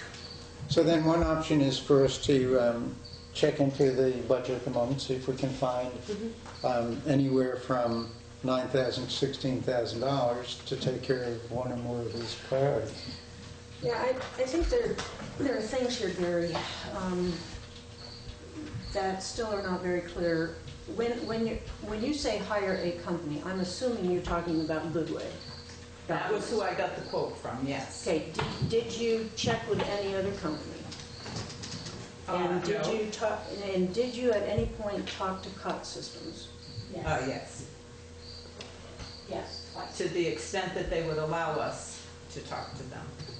Okay, now, I'm gonna ask Susie a question, because I did go down and visit with Susie. I was absolutely floored when we could have spent $1,500, wasn't that, to get everything done at the last meeting, and I said, take out of my salary, because that was the report that you gave. Right, It was and you 15. pointed out that we had asked, we had not known to ask the question Yeah, properly. so then it comes back, I think, if Goodway did this, you're still not getting it microfilmed. They would only be doing scanning. And so scanning to me is what we're doing with the Did you COT look at systems. the quote? The quote has I'm just looking at your... scanning, it has microfilming, it has repairing, the, Gunther, weigh in here. You were there. No, I'm just... About the indexing. All it says here Yes. on number 2 priority is we hire a company to scan and index the volumes from 87 to 40, back to 43. Right. So that's all I'm looking at. So Okay. with that, then you still have scans in the same way that we only have scans and we don't have the microfilm. Right. Okay, now, the question I want to ask or have Susie answer is, do you know of any company like Goodway that can take their indexing and put it into COT systems? That's an interesting question, and I do agree that you've made a great investment in COT. Of course, I am a user, so you have to understand I'm coming from that position. In the process that we went through in order to fulfill the RFP requirement for the CDBG, we received RFPs back from 4 companies. I don't really want to name them, but two of them are familiar because we've named them already in the room. One of the companies that came back was an extremely low bid in comparison to the other 3 bids, which were about, remember I told you the grant was $155,500. The bids all came in within about $10,000 of each other. There was about a $10,000 spread, so they were all very tight, over the $145,000 range. So that tells me that when these companies do the extent of what's being done and what you discovered, microfilm, digitization, indexing in the whole project, it's going to be a similar pricing tier. It's not that much different to get that whole quality work done by almost anybody who does it. The question that Gloria is asking is very interesting, because the one thing that I almost missed in one of the RFPs was that a company that was actually the best numerical bid had written in their RFP that they had done imaging, digitization imaging, and indexing of records for a large county in Ohio, and had imported it and synchronized it into the COT system successfully. They were very clear that they had done that for the vital records. Vital records are a very simple indexing process. You just have to trust me on that, because I don't want to bore you.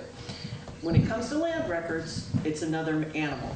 It's much more complex to do that indexing by hand. And that's the only way you can do it. The RFP sort of indicated that they had done that as well. When I called the references in Ohio, the references in Ohio said, oh, we're happy to have them do our imaging. I said, well, do they do your land records indexing? She said, well, why would they do that? We use COT.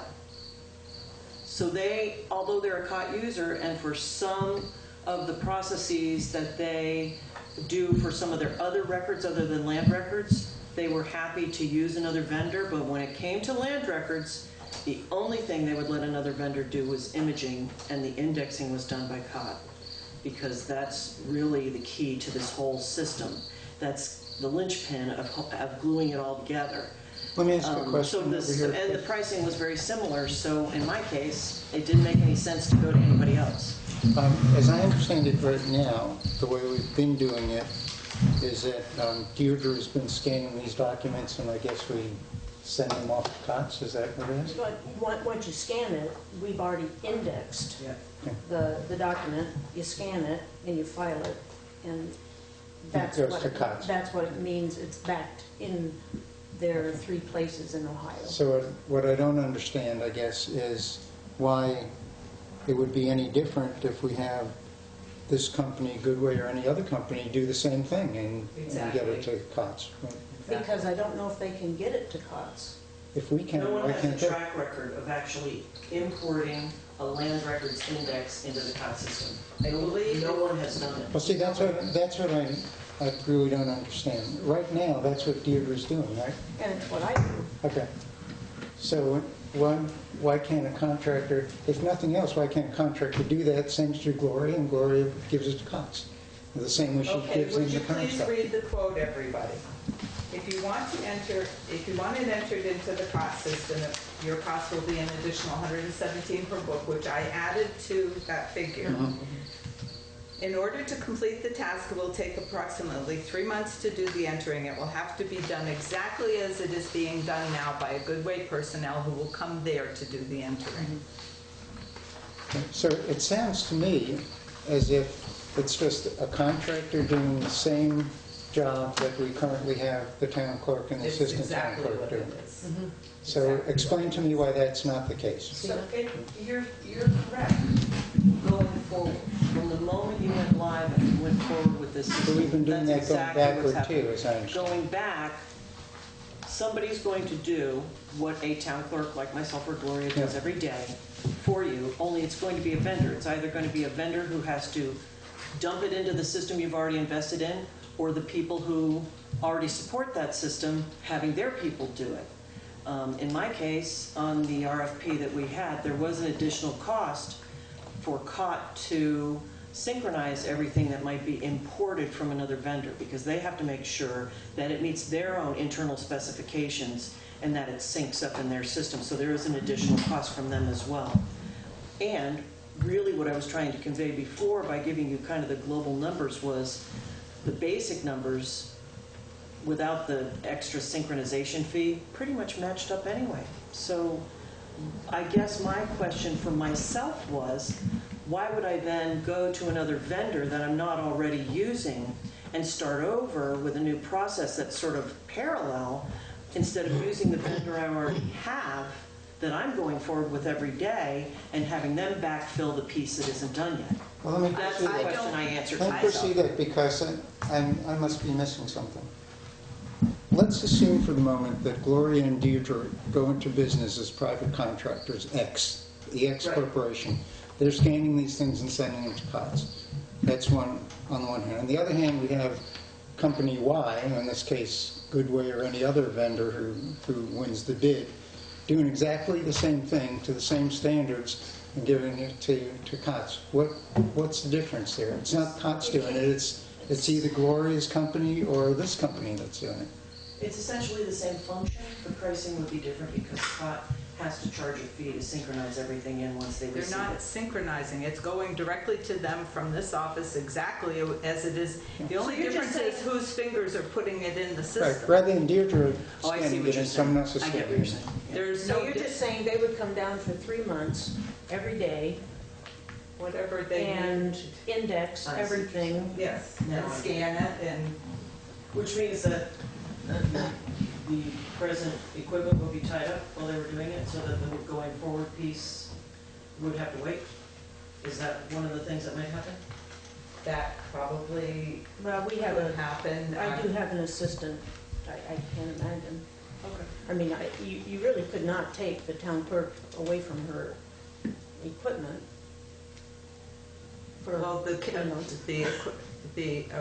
Well, just so how's it going for you now? They're in your building now, they're in your vault, going through, putting stuff in your system. Are you still able to update? They're actually not using my system. They brought their own equipment in. because they are caught. Because they're And caught. it's standing in my vault actually using, especially when it comes to the surveys, and by the way, the oversized books, because I'm sorry to be so detailed, because this We is haven't really even- boring stuff, but with the oversized books, which you may have many, you would have to photocopy every page down to a page size that would go through your scanner, and then scan it. They've brought equipment that accepts the oversized old-fashioned books, Yeah. as well as the surveys Actually, Goodway has and things like that. So Yes. that's what's working well for me. I mean, I think really your question is a couple things. One is, First of all, what would be the cost if Scott did do some of the backfilling? You know, I could do it all myself. Without this $155,000 grant, I could spend all day going back into the records and just copying everything in and doing all the hand indexing myself. Well, that's what It's we do. impossible for me to do that all day long, number one. And number two, like I said, it would take me about 100 years. So there's some efficiency of scale here in terms of how much time you'd like to spend and how fast you'd like to see it done to have it be effective for yourselves and the users, and for protection as well, which you well stated. And the other thing is that maybe the one piece that's missing is what would Cott charge if they did some of the support work also, because you only know what one vendor would charge. It Let me wasn't cut in over here for just a moment, because Sorry, I don't- we're starting to run late, Yeah. and Todd is kicking me in the knee. Mary, but- could I just add one Yeah, thing? please. It was not our place, nor do we even have the authority to get bids. Right. We Okay. asked for help from one company to help us understand the process and give us some options. And the And I reason- think and the that's reason we very chose helpful. that company was because I did call, I don't have the list in front of me, but I want to say 5 or 6 different towns, and every single town that uses COT, in addition, they use Goodway. Mhm. So it's a hand in hand, and I was like shocked to hear that, and I was just like, well, what do you, and they were just like, oh, we use Goodway, and we're in the COT system. I'm like, oh, and that was the reason we looked up Goodway and we called, That makes sense. and we got her history and how long they've been in business, and we kind of went with the whole thing because there was another company, and again, I don't remember the name, but they've only been in business for 4 years, and they weren't, Well, that's nerve-wracking. we just didn't feel comfortable even talking to them, thinking If you that have we're brand further new. questions later, you can, I Okay. know we're going So long. let me try to summarize where we are at the moment. We've got a good set of priorities that the committee has provided for us, and for that, I think the board owes you a vote of thanks. Thank you very, very much for putting Yes, the thank time you. and effort in this. It gives us a sort of a track that we can follow to deal with this issue. And if I'm summarizing it correctly, that track would be, right now, we're doing the scanning aspect of this business in-house. That can take forever. There's an option of contracting with a third-party vendor to do that scanning for us. And what we need to do is put out an RFP, get some bids if we decide we want to do that, see what the companies want to do that. Part of the specification is it's got to be compatible with the COT system, because that's the system that we're using. And we can see where we go from there. The decision we need to make first is if we are inclined as a board at the moment to, I'm looking at the wrong one, to find in the budget enough money right now to be able to take care of one or more of these priorities. And we can do it in a way where we pay that back over time through the collection of the records retention fees, or we can just say, no, that's simply going to be a cost of doing business, we want to do it, make sense, and not worry about paying it back.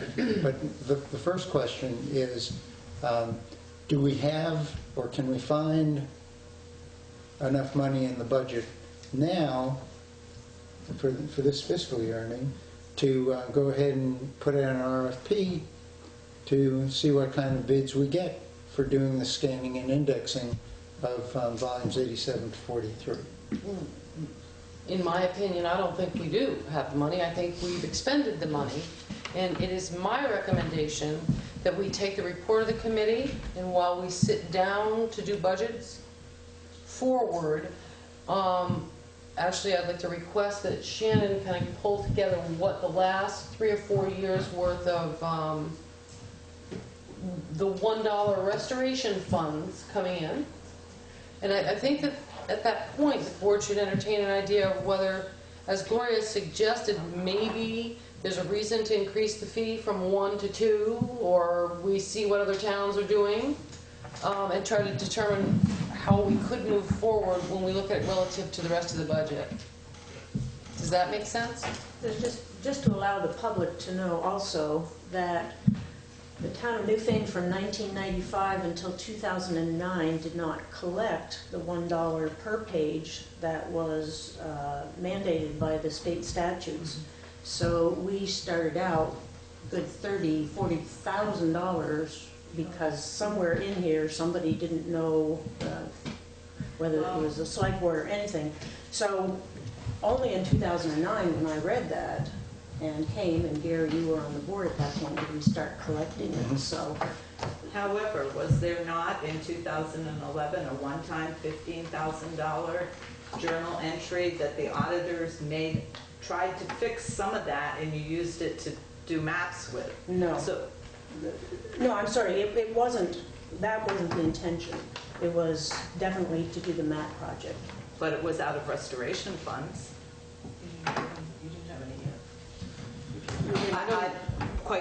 I mean, don't take my word for it. Yeah, we don't know where that came from. We couldn't find that out. Okay, well, let's try to move forward a little bit if we can. So we've got two thoughts on the table at the moment. One is to do as much in the sort of priority as we can. And then the question is when to do it and how to pay for it. If we want to do it yet this fiscal year, we have to either decide on some other things that we don't want to do or find the money some other way. Or, as Chris is suggesting, we can bring it up as we go through the budget considerations, which start one in December? November. November, okay, so Yeah, it starts within another month. starts next month, and see if we can, or how much we can work into that budget in relation to other priorities. I think Mike makes a good point. The whole thing we're talking about here, assuming a bidder would actually come through at those amounts, is about 16 grand. So we might be able to find that in the budget. Well, one of the things I was almost thinking about too is, I mean, you have to borrow money every day. I mean, what the town borrows it pretty cheap. Borrow the money, just like she's saying. I mean, if it's costing you $1 now to maintain, once you got it all, if that would take care of everything from here out, raise it to the $3 thing and pay back the loan. Well, the town That way you can get it indirectly done gets now. that money in general fees. So when the recording comes in, the process is that $1 is pulled out and put into restoration. The other 9 are going to the general fund. Here, if we chose to do that, we have 3 come out and only 7 go into the general fund. So it's Same difference then. in terms of the amount of money in the town, it's just this would allow this work to be done. It's taking it from one pocket and putting it into the other pocket. We only have the $10 altogether. Why don't we table this and people do some brainstorming and come back to the next meeting with it? Okay, are you guys okay with that? At the next meeting, I guess the decision will be trying to make at the next meeting is, do we want to try to find some money and for which parts of this now, or do we want to try to find some money and for which parts of this come budget time? Is that fair enough to say? Yeah. People are nodding their heads. Yeah. Okay. All right, that being the case, I'd like to thank the committee very much again. I think you've done an excellent job over here.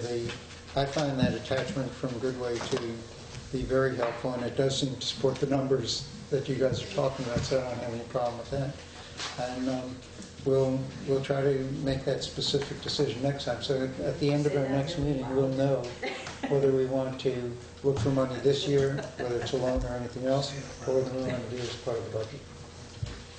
Okay? Thanks, Susie, for going over too. Come on. Thank you. Susie, Thanks for thank you very having me. much for I coming. really appreciate it, and I'm very impressed with the committee's work, and I commend them, and I hope everything works out well, and I'm a records advocate, so go get them. Okay, thank you very much. Drive carefully. Thanks. Thank you. Okay, so the next item of business is the Charter Committee.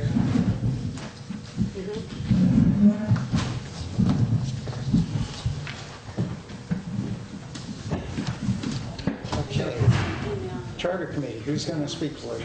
I got it at 3 o'clock, so this is going to be short and sweet. Okay, Shannon, are you passing them out? Well, God bless you.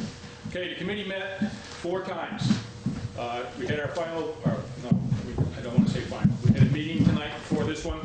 What you are receiving is a draft that we unanimously agreed on and decided to pass on to the board. As you can see, it's 8 pages. Please don't. I am not going to be here tonight to go over that page to page.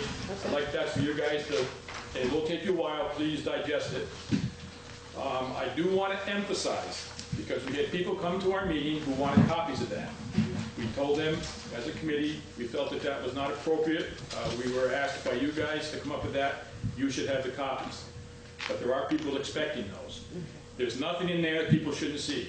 I mean, this is totally transparent. There's no, no curveballs. What I want to emphasize is I emphasize to those folks, this is a draft. It is a draft. Now, Gloria, in the past, you've given us stuff, I think on the word draft down through. If you guys could do that, I think that'd be great. If you decide to post it on or whatever, because you will have people coming in that are going to ask for that. On that document, I just want to point out again, for the sake of transparency, as many of you know, we used Jamaica as a boilerplate, kind of went from there. I dealt greatly with Brian Levin, Deputy Secretary of State, and also with Paul Gillies. The guy was incredible. He is in private practice, he's an attorney. I don't know, I may remember him, but he was the Secretary of State years ago. Super guy, super. He's written books on this stuff. And I would like to encourage the board maybe to think about sending him a thank you, because to be honest with you, it made a big difference for our committee with his input. Just before you go on, Greg, is that okay with the board? Can we ask Chen to draft up a thank you letter to Paul Gillies for helping our Yes. committee? Okay? Absolutely. Okay, would you do that, Chen? Yeah. A couple of big points I just want to make sure that everybody understands. There's going to be the big changes. There is a page in there on elected officials and appointed officials. What we did, our recommendation again in the draft, is taken out of elected is town clerk, treasurer, tax collector, delinquent tax collector. And they have been put into the appointed. Okay? We had quite a discussion, to be honest with you, that was done last week, after some further research and discussion. Just so everybody understands, that's a big part there. Also, under section 14, small a, it's one sentence. And I want to make sure you guys see that and understand it. Because again, that's kind of a big change for the town.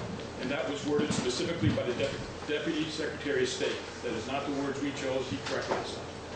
This is subsection A, talking about a select board member shall not be a full-time town employee. Selectmen shall not be a full-time town employee. Okay, so what that means, for example, is that in the future, someone like Todd, who's a full-time employee as the road foreman, Thank God. be able to be a selectman. Yes.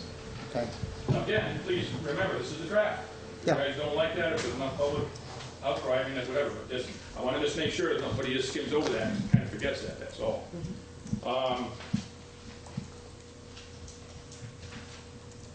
The only other thing, I guess, that I just want our thinking, just so you can kind of understand a little bit, is the town treasurer, the tax collector, delinquent tax collector.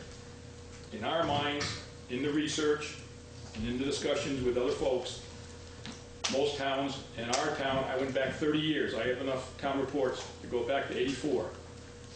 The town treasurer and the tax collector have always been one and the same. That's why that's in there. Other than Marshall Glickman, as many of you know, a few years ago, the delinquent tax collector and the town treasurer are usually one and the same. So our feeling was, if this is approved by the folks, when that position is looked into, that would be understood that the town treasurer would also be the tax collector and also the delinquent tax collector. Again, I just want to, maybe for the sake of folks watching, because this definitely has been a misunderstanding. We were appointed by you for a draft. The next step is you review the draft, you either accept it, you don't accept it, or you make changes. The next step And this is where people, they seem to lose it. They seem to think you are the all-empowering and this is going to be it. The next step, there has to be 2 hearings. This is all specified. I think you guys had that paperwork. Yes. There's timeframes on all this. Yes. There has to be 2 hearings. After those hearings, this has to be voted on by Australian ballot. And us looking at it quick, I don't see how this can possibly be done before town meeting.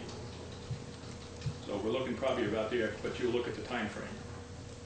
Even if the town accepts it at that point, then it has to go before the legislature, and they have to act on it. Now, the Deputy Secretary of State, Brian Levin, informed me, in all his years up there at Mount Peculiar, he's never known, if it's got to that stage, he's never known it to be defeated. So, in all fairness, it probably would go if it gets that far. But there is steps involved here. This is not just a thing where a committee gives you a recommendation, you act on it, and it's the word of God. So I just want to make sure everybody understands that there is a long, I think, a fairly long and much needed process that this goes through. And the other thing I think people need to realize was made very clear to me by both gentlemen that I spoke with. Stuff that comes out of the legislature is law. So if this should get that far and gets passed, this charter is a law, okay? So it is not at the whims of a select board or any other official to just change it as times go on, to make it to their pleasure. Any changes has to go back through that same process. Greg, how much time does there need to be between the 2 hearings that you're talking about? I'm sorry, Gary, I don't have that paper in front of me. I think you guys have got that, but it's Yeah, I all just didn't explained. remember. It's 30 and 60. That's right. Are the 2 numbers, but I'm not sure which is which end. One is the hearings, and you have to act after the hearing so much time to have it before the voters. Okay. And does the vote have to take place at a regular town meeting? I don't remember what. You could have a special town meeting. What most folks have done is been at the election in November. There's no way we're going to make that. I mean, that's provided everybody's okay with it. Right.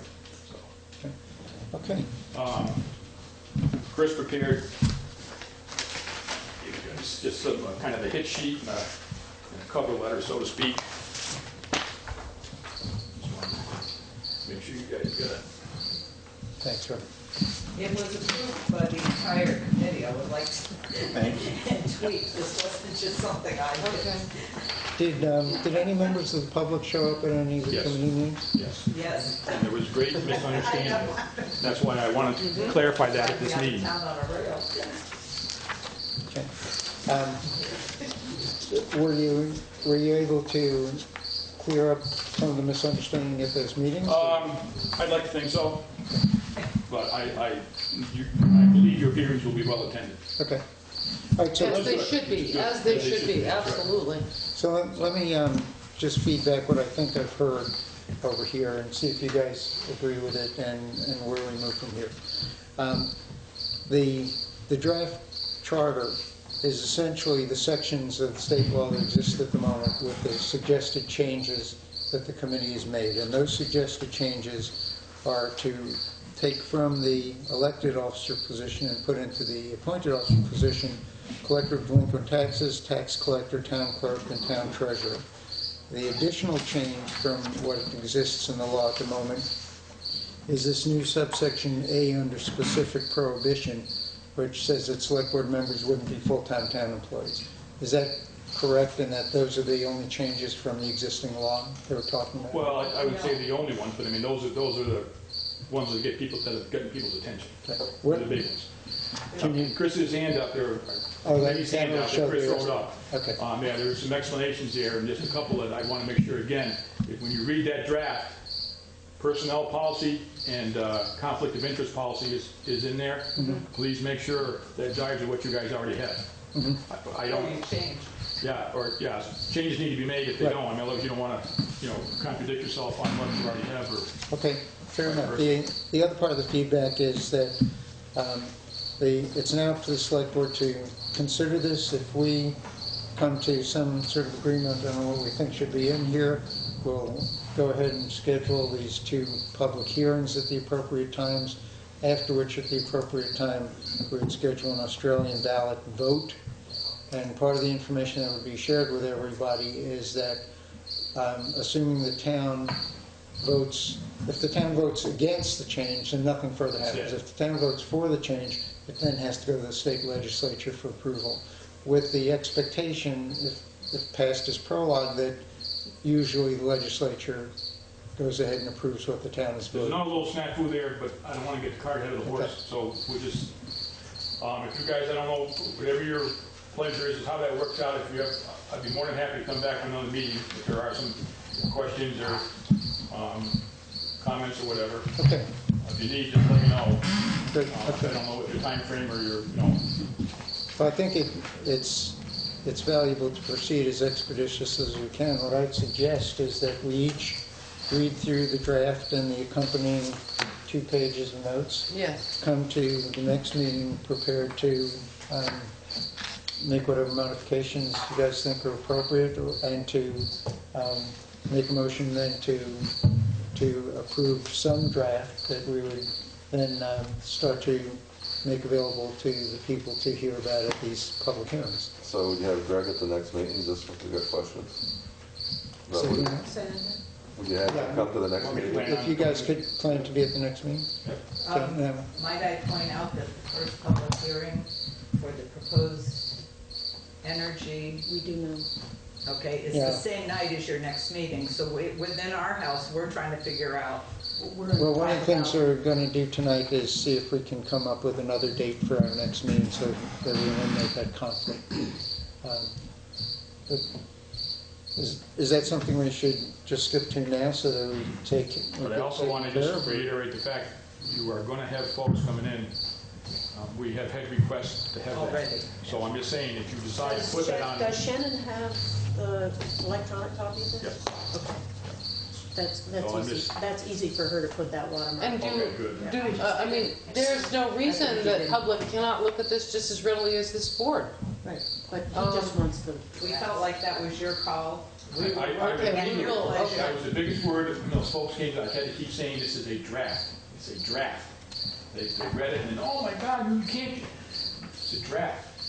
You know, it has to go before folks, so. So is there any reason why we shouldn't put on the town website that this is a draft that the select board's going to be talking about at the next meeting?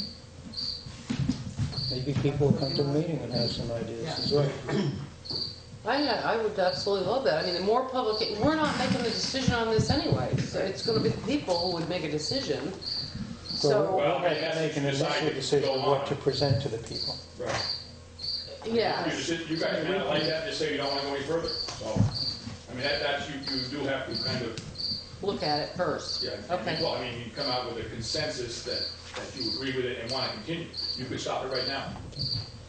Okay, so we'll be doing that at that next meeting. Let's quickly, if it's okay with Tristan and the town office building committee, can we take a couple minutes to change the date for our next meeting? I'm sorry, what did you say? Is it okay if we delay things a couple minutes more to set the time for the next select board meeting so we don't conflict with the school board meeting? My point is really short. Yeah. I would just let. Okay, go But, ahead. yeah. Well, thank you very much, Greg, and Thank you, guys. we'll let you know what that date is so that Yeah, no we'll be able to. I'll be around. Okay, okay, Tristan, what you got? Yeah, the planning commission is not involved in approving proposals. We're really seated just to look at the town plan and bylaws. Well, we did. Right now, our agenda has nothing on it. So we can either not meet until the next issue comes up, or the town can decide that it wants to really begin a town-wide, honest, open, objective conversation about the contents of the next town plan. I'm not really asking for that load of work, but that seems to be the logical next target for the planning commission. So I'm just throwing out to you that our responsibilities are really limited. That, you know, most of the decision process relative to projects is the zoning administrator, the DRB, not us. And our charge is simply the town plan and the bylaws. So if you really want a concerted, organized, facilitated, objective, long-term review of the town plan, where the people would like to see the next town plan based, then that would be our next charge. Let me ask you a question, What's that? and then turn to the board on that. My recollection is that the board had asked the planning commission to think about and come back to us with recommendations about what we might do about the village center designation business. Did you guys do that while I was gone or something? Yeah, we talked about it. We met with them. We came up with a number of suggestions and strategies that they should be following. And we have not heard anything more since then. I noticed that both you and I got a note recently from Chris Campany from Wyndham Regional asking whether he was required, but there's been no more conversation about Village Center so far at this point. I guess I'm baffled, because with whom did you speak? I didn't speak to anything. No, I What mean, are you talking about? you just said you met with, and the last discussion about the village center designation. Who did you meet with? That was months ago, I know. and I don't remember. It was somebody who was a party to that. I think somebody who was new to the community. And the conversation was simply about strategies that could make it a more inclusive, broader process. And but no, other than that conversation where we turn responsibility to follow up with specifics to that individual and that committee, we have not had another conversation. So at this point, the action belongs in someone else's hands. Okay, so with Tristan's suggestion about whether we'd like to try to reach out to the community to get input for the next town plan, my personal reaction to that is that that makes sense, and part of that input to the next town plan could be this whole village center designation thing as well. The most logical approach would be just what you just said. And so what does the board think about that? Should we encourage the planning commission to reach out to the community that way, or what's your sense? Yeah, I do too. I think that is where we need to go anyway, you know. Okay, and we'll put together kind of a flow chart of action steps. We'll figure out what it's going to cost and the time frame that might be involved, and then bring that back to you at some point when we're ready for that. Okay, thank you very much, Tristan. Okay, Good thinking. all right. Appreciate that. Thank you very much. All righty. Good night. Good night, Tristan. We're just one step away. Why don't we go to the Town Office Building Committee as the agenda states, and then we'll go to the rest of it. You guys have anything? Well, the only thing I have is there's a light out here. It's time to lock up the 3 windows downstairs. Shannon just sent me a list. There's some air conditioners in the wall, and our bookshelf upstairs has to be put together, that you promised to put together when you became chairman with me. Okay, call me when you want to do that. And don't No, use we'll any let our handyman do that. Oh, do we have a handyman? See there, right? This little Wally handyman? Not me, my son. Yeah, that's okay. Well, it said handyman, right? Yeah, it's not me. But beyond those items was the weatherization, the strips, like the door coming in the back, that whole thing is flopping off. We've got panels to put under these doors so that the cold air doesn't go, especially from the hallway. There's a gap under the front door, so those things I thought were going to be taken care of this summer in terms of getting the office buttoned up a bit more. There are also supposed to be fans in here by now. Yeah. I think one of the things And that the we, windows are supposed to be replaced by now. one of the things we were going to talk about was siding on the front of the building. Yeah, Dennis said he'd come back with some price ideas, but we haven't met since the 3 of us agree like this. One wants to paint, one wants to replace the clapboards. I have no opinion. I don't know, but it just seems this building is pathetic in its appearance. Oh, it's totally ugly. It just, it really, if people take our building as representative of what our town is, it's a disgrace. Okay, So so is there can a they, way that we The can? first thing, once the windows are in, then you can do the rest on the outside. And we just have to decide, there's one house painter in town, he says as long as the clapboards are on, he wouldn't touch this building. Says the clapboards must be replaced, the integrity of them is no good because they rot from the inside out, so the outside is nice and firm. But, and the other thing is, this has got to be lead paint, so you can't just scrape it. It's got to be, Hadn't that been painted just Oh, 5-7 years constant. ago? yeah, right, So right over it. wouldn't they have been scraping them? Yeah, but in the meantime, have taken you've it got off. all of those removing of lead paint rules that you didn't have whenever, whoever did it last, Holden did it last. if it's okay with the board, would it be all right to ask Gunther to go back to the rest of his colleagues on the committee and ask them if they could think a little bit more about this painting versus siding business so that we have some advice to work from? Because otherwise it's sort of the blind leading the blind over here, and we have no basis for making a decision that it should be siding or it should be painting. So the 3 blind mice on our side are gonna get together with the 5 blind mice on your side, and we'll fake it.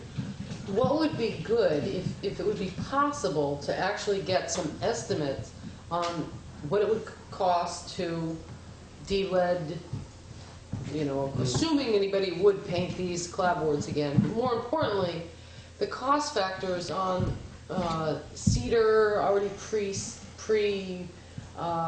painted boards, as opposed to, I think the hardy plank, while it might last forever and ever and ever, I think there was some warping issues on an old building that everybody's worried about. Yeah. But it would be interesting to see what the costs are, because we would need to capitalize some of this forward anyway, depending on what I we're... mean, we've had estimates in Oh, the okay. last year or so. We just have to pull them out and refresh them. That would be good, yeah. Okay. We have another, to me, a significant building issue is that we have slates that keep coming off. We could have had a slate had Mark Gray been underneath it, come off in a position that could have hit him on the head. I think So Shannon's got that in her report, because she got hold of Okay. somebody, right? Shannon, we you got hold of somebody about the roof? I left them a message today, and yes. got to get this done. Oh, you know what? I had a report, but I think I have it. You want it? That's okay, finish what you're doing on. Okay, so we guys check to see if you can find some estimates, and even if you can't agree on which specific approach to take, maybe it'd be instructive if we know that one of them's going to cost twice as much as the other one. Narrow it down to the two. We have on a test basis, they were suggesting to paint the front, to see how the paint lasts, Especially with the, because we've ventilated the whole building. So theoretically, there should be no moisture coming from the inside out and interfere. And it's all done with oil paint, which is ridiculous. And we've got a little bit of time. If I understood you said that nothing would be done until the windows are replaced anyway, right? I would say, yeah. Okay. Do we have any idea when? They're supposed to come in at the end of September. Well, it's now the beginning of October. But if Mark puts them in, once he puts them in, it'll be over 1 weekend. He'll come on Friday, it'll be done on Saturday. But I kind of wonder, maybe like on doing the bidding on this thing, show look at some prices. Because like he was saying the last time, like the hardy plank, being an old building, so they put it on with air nailers so it warps the boards, it's not running. Why don't you just do it with the, what's upstairs, cedar? Was it for the boards? Yeah, I have prime on the back. Right, so if you had a price Prime of on the that back, in theory, it's gonna be. versus painting, and also included in the cedar would be removing the old siding and getting rid of it. And they come back to us with them two prices. And then just, an estimate. But I might as well forget the hardy plank, because like he was saying, which, I didn't think nothing about it anyways, until he brought it up. Makes sense. Okay, so then you guys will be able to give us some advice on that? Okay. Unscheduled members of the public, did anybody, yes, Wayne? We can talk about the meeting, your next select board meeting. Yeah, that's We're what, gonna do that next. that's what we're gonna do You after. want to that next, now or not? We can do it now. Okay, and if you're ready, sure, I'll do it. Okay, let's let Shannon do her administrative assistance report, and then the next item will be the next meeting. Okay. Okay. Yes, ma'am. Okay.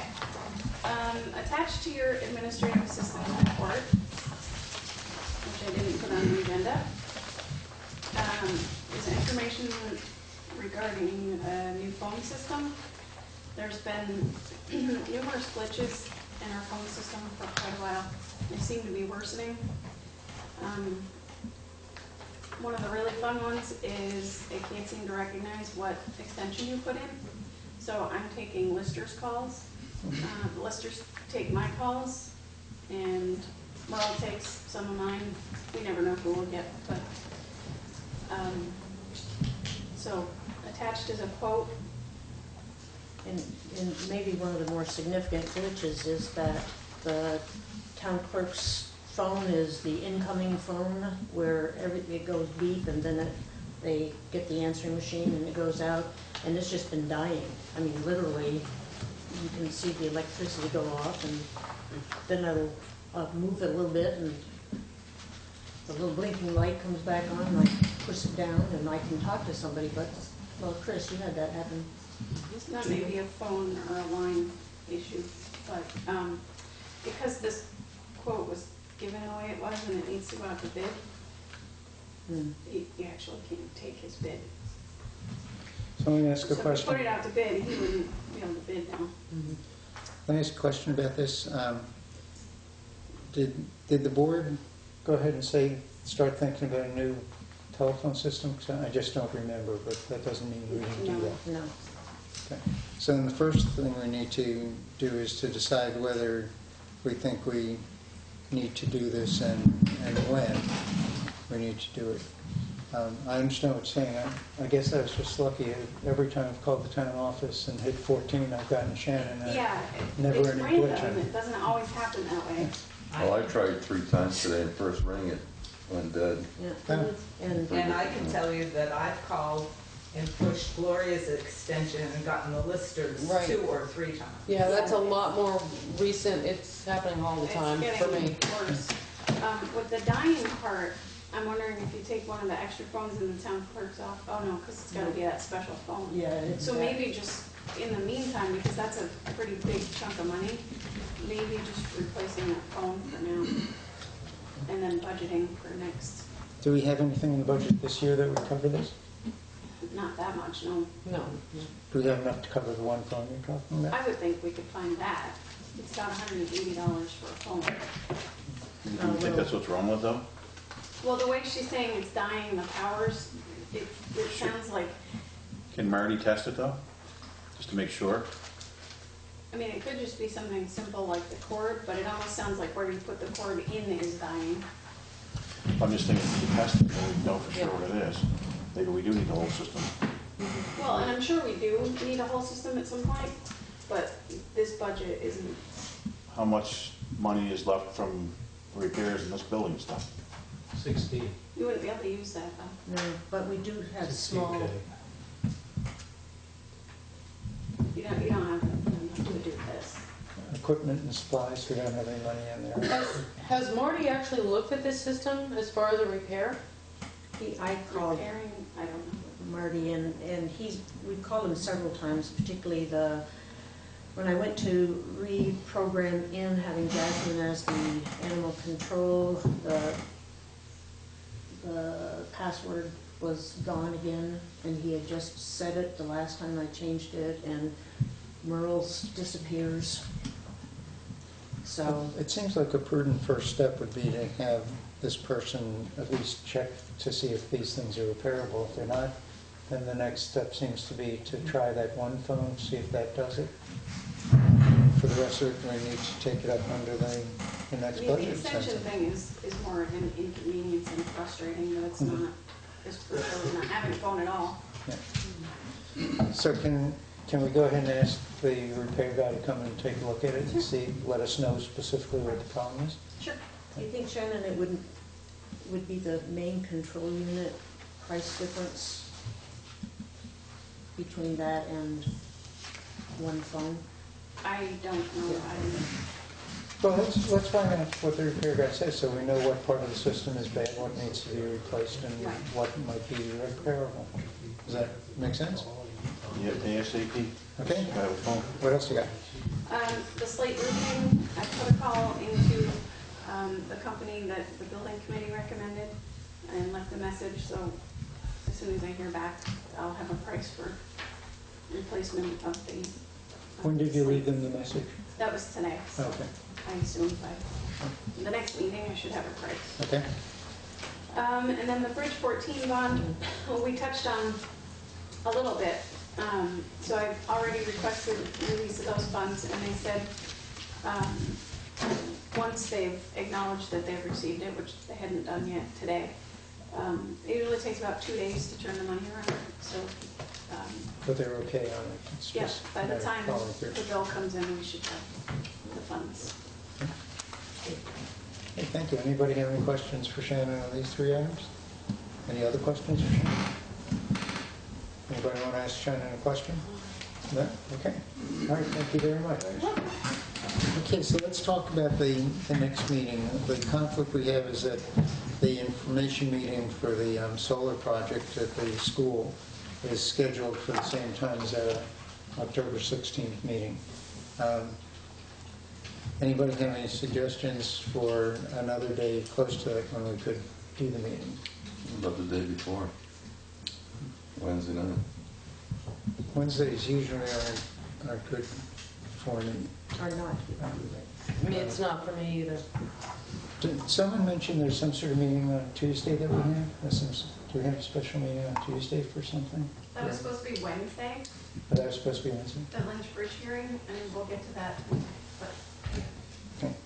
Would you like a statement? Yes, sir. Would you like a statement? Sure. You are your own select board, you're individual taxpayers. You're my select board. And to say it politically correct, the school board knows when you hold your meetings. And they know exactly when they're going to be. So when they made this informational hearing, they did it, and they had to be smart enough to realize that was select board meeting night. So by doing that and making their meeting the same night, if you don't change, you can't go to that meeting and speak your own minds about how you feel about what they're doing. They can come here to any of your meetings and complain about anything you're doing. So it's not fair to you, and it's not fair to me, and not have you at both meetings if you choose to be. So if you're talking about changing it, I applaud you for that. Okay. Thank you. They promised me 2 years ago they would not have meetings at the select board meeting, and I think they've changed their regular meeting to another Thursday. But they keep forgetting that the select board still needs that time, and it's not the first time they messed up on meeting dates. Well, we could debate whether they forget or do it by design or just whatever it is, but the practical matter is if we want to be at that other meeting, we have to change the date for ours at the moment. But what about that Tuesday? the only What? thing to keep in mind before you change the date is that you do have advertised bids that are due that night. Right. And if they're advertised as being due that night and being open that night. Could we come back after the meeting or meet early enough here? The last time the meeting got out at 10 o'clock, I don't really want to sit up here. No, but I'm just saying, when we Almost come in 11. here, if that meeting is at 7, I thought it was 6:30. see, all I remember is that the 7 is the vote. No, this is the informational. No, I'm just saying, Oh, the it's only, in correspondence, Doc. Oh. the only, They were kind enough to send you a notice. What's the time frame for the bid openings? Is it 5 PM? for them to So be it's in? 7 o'clock on the 16th. Okay, so it is 7. The bid opening says at the meeting starting at 6:30. If you wanted to have a very short meeting to open the bids, Which are the bids that are coming in? the reappraisal and the winter sand. reappraisal what? Winter sand. Oh, on what you're saying, we would undoubtedly pass it on to Todd to think about, so that won't take too long. The Well, that didn't sound reappraisal, very good. the reappraisal business, you I think guys, that's, is that something we would That's ask the essential. listers to give us their advice on as well? I'm sure they would be. Okay. So then what we could do is schedule our meeting for that Tuesday and have a second meeting on Thursday at 6:30 strictly to open the bids so that we can get to the school in time for the 7 o'clock meeting. Would that work for people? we could recess and reconvene. Okay, so we'd be scheduling our meeting for Tuesday, the 14th. What if you had your meeting at 5 o'clock instead of 6:30? I was gonna suggest that, so that it's And just end it by 6:45. whether, yeah, because we'd probably have pay orders, and maybe not 5, but if Just don't put a lot on the agenda. we had it from 5:30 to 6:30, surely that would be enough time to be able to do those bid I'll run that openings. meeting, Gary. Okay. Now, I'll go to the school. for the reappraisal, I always do mine due at 3:30 so that there's plenty of time in between. Mhm. Hers aren't due until 6:30. There's nothing to stop anyone from walking in at 6:29. Right. I don't think they will, but there's nothing to stop them. So Well, we that's can't fine, as actually- long as we were conducting the meeting early enough, took care of all of our business, and made the agenda item for the bids at the last. and Does we it were say all- bid opening or does it say bid deadline on the bid? Mine is due, your At 3:30, understand yeah. one is due at 3:30, That but this day. reappraisal one is not due, it says it will be received until 6:30 PM. But it doesn't say we have to open it.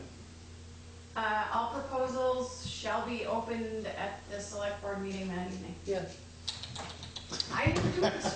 Okay, so let me ask something, because from what we've talked about today, we have 2 fairly significant discussion items for the next meeting. One is the charter that we've just been talking about, and the other is the restoration of records stuff. We're supposed to digest it and come back with some thoughts on it. I'd hate to give those short shrift Yeah. and then not have time yet for other items. It seems like it would be a pragmatic approach to have a separate day for the regular meeting so we can give those things adequate consideration and then just come back to do the contract bid openings on Thursday.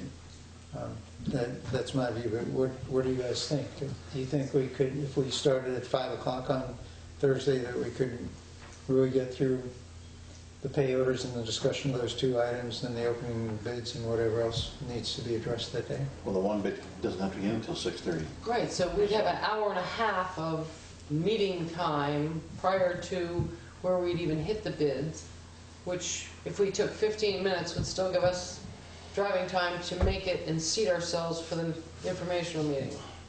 Okay, so then it seems like the 5 o'clock thing might be doable. I guess worst comes to worst, it just means we don't finish some of the other discussions next time and we carry them over to the following meeting. Okay, so do you want to try for 5 o'clock on the 16th? No. Oh, I'm sorry. Don't want to try for 5 I o'clock. was, no, I had 14th down, so, Oh. yeah. Okay, so 5 p.m. on October 16th. Now, Rescue Inc. was coming at that meeting to talk, so I'll just call them and see if they can reschedule. Yeah, what I would suggest is that we reschedule to the following meeting anything that we can afford to let run another couple of weeks. Is that okay with folks? Okay, so our next meeting will be the 16th at 5 o'clock. We'll definitely end by 6:45 so we can go to the school board meeting. And BCTV, you're okay with that? Okay, thank you. Does that have to be, you have to be careful how you warn that meeting with a stupid new law? Warn what meeting? The select board meeting. Time change. And It's just just- an hour earlier. It's just a, Shannon will have to warn it an hour and a half earlier than normal. Do we put a little note on our website as a little I think warning? the Yeah, time a little big, bold and underline it, so. okay. Okay, so we're all set on the October 16th meeting. Next item under new business, financial policies. Shannon, you want to remind the board about that? Yes, you're supposed to be adopting them. Shannon, that was good. Yeah. Well, the 7:30 deadline for adjourning is over. I know that several years ago, we started on these financial policies, and I have things highlighted and underlined, and then we just kind of lost them along the way. So Shannon's right. What we end up having most often in our audit report is the fact that we don't have these policies in place. And we really need to do that, so.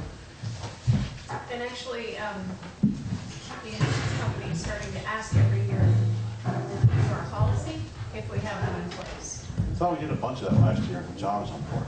No, we We started looking at them, but we never progressed. and I don't think they're hard. They're all pretty much done. Is this something, not to put more on you, but is this something you can draft of, so all we have to do is approve Well, it? we ended up paying Merle a couple of hours on zoning administrator's time, I guess, to put together one where all we have is it's highlighted in yellow, put in Newfane, so you probably have that, Shannon?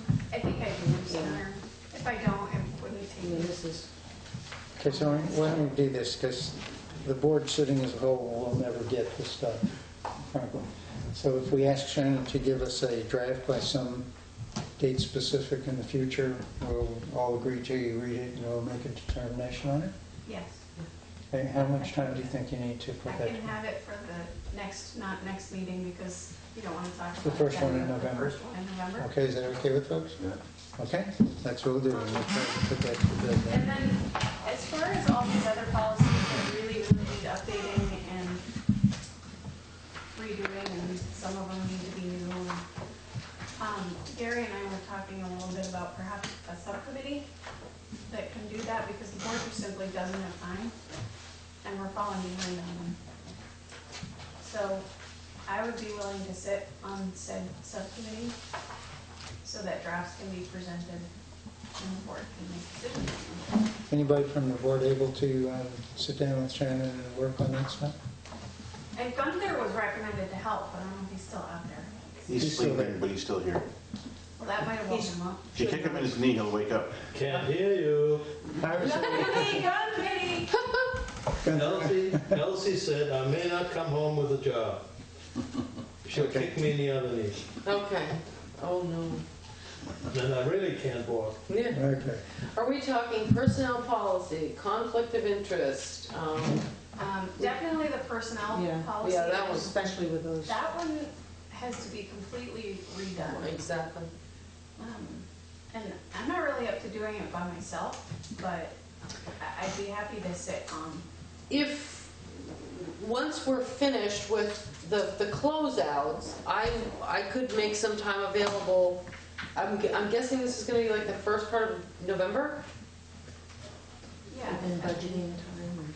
Well, that's fine, as Then long we're as we gonna get the jump into rest. budgeting, and it's gonna get busy again. But I think personnel policy's gotta get tackled. it really Yeah. does. So, are you stepping forward as a volunteer on that? I'll work with her. I think we should have a couple, don't you? And I can work. Okay, it's okay with you guys if the three of them come up with a draft? Well, actually, We'll we should try. be begging to get on these committees here, gentlemen.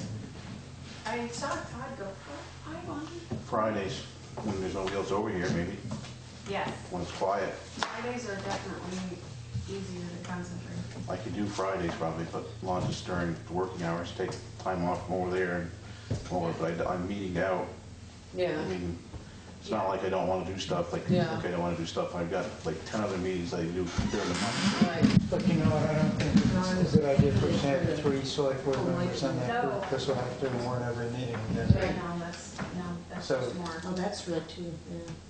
So I mean, I see some value from Todd because of the work with I do too. the I guys. can withdraw. Especially with the drug testing stuff. So if I you will set it up withdraw. on Fridays, could the three of you be the people? I'm just going to be Todd? peaceful and quiet in here on a Friday. Yeah, Not a lot of other stuff going on. We should be able to do some stuff. okay. Just let me know when. Okay. Property tax resolution is the next item. Each of you has had a chance, I take it, to read the resolution that the folks up in South Burlington sent to us. South Burlington or Barry? I think the city manager Oh, from maybe it South was, Burlington maybe might it have was been the moving force, but I think Barry was one of the towns that did it. There were 5 or 6 towns, mostly up there, that have already passed these resolutions. Shannon, do you have a copy of that we could work on? Just to let people know what we're talking about, you may recall that I've been at that conference up in South Burlington this summer where we talked about education tax funding issues, and it was attended by 100 or so select board members, school board members, city council people, and so on and so forth. And the basic conclusion that came out of the conference was that the current system is really unsustainable. Population is static or declining, income is static or declining, and yet the budgets continue to increase, and at some point it reaches a breaking point. So one of the things that they talked about doing, that we talked about at the meeting, was perhaps having a public meeting where we could talk about this with folks. Subsequently, they came back with a proposed resolution to send to the state legislature, which would basically be saying there are all these problems with the system. What we urge the state legislature to do is put a cap on the current approach for the next 2 years to give the legislature a chance to come up with a more appropriate mechanism for funding Would education. you like this read out loud? That'd be great. Okay, so this is a letter that came down from the Pam McKenzie, Chair of the South Burlington City Council, on behalf of the council that met. Dear colleague, as far as I'm aware, the select boards of Dorset, Killington, Huntington, and Fairleigh, as well as the City Council of South Burlington, have all passed a resolution calling for a 2-year cap on the statewide education property tax rate at 2015 level. Attached is a copy of the resolution for your review.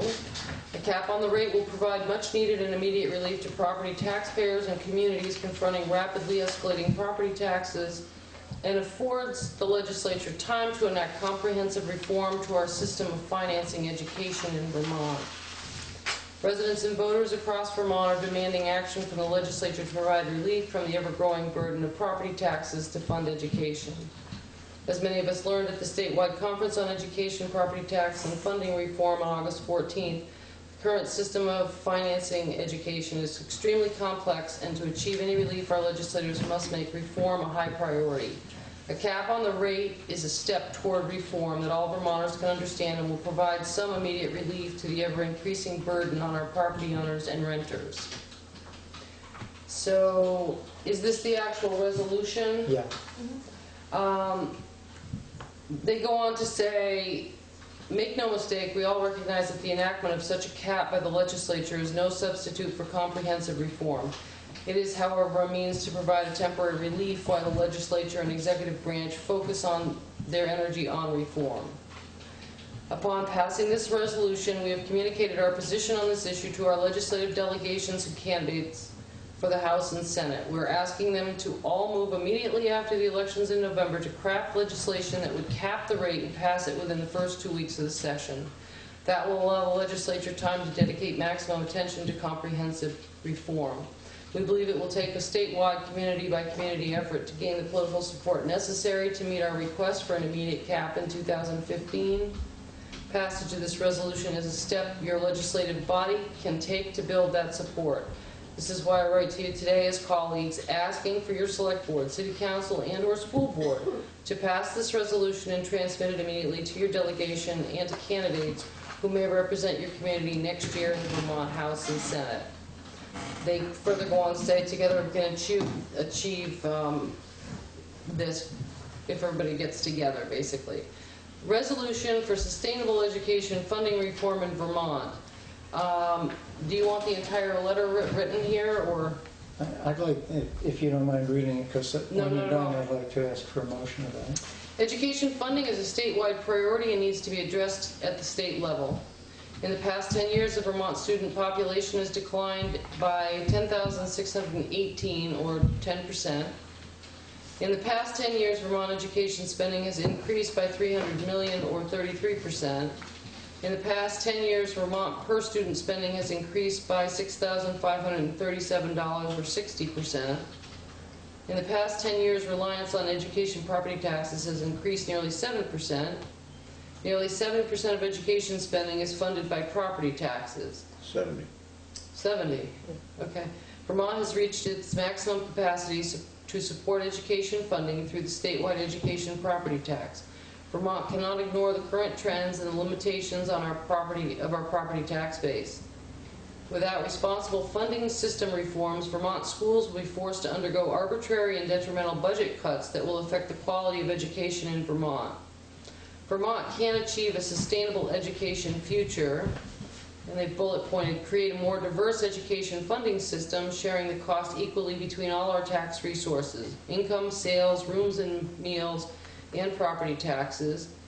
The second bullet point, simplify the education funding system so that it can be understood by the average taxpayer. Continued reliance on the education property tax will have a material impact on local government's ability to provide vital services, police, fire, roads, etc., to residents. Therefore, be it resolved that Vermont towns and school districts support capping education property tax rates at fiscal year 2015 levels for the next 2 years to allow the legislature to make the necessary funding reforms that will sustain our education system in the future. It is not the intent of this resolution to cap overall education spending. Be it further resolved this such and such a date, if this town board wanted to sign this, this would be what we would be signing as a resolution. Make a motion, this board signs our resolution. Got a motion, is there a second? Second. Got a second on it, discussion? This would go, once we have this resolution, does this become part of our town report? Is it brought to the voters of the town of Newfane? Not, I mean, just that they know about it, other than those who watch. And then where does this go to if we sign it? Good questions. On the first one, I think if we wind up approving it, we should definitely put it on the website.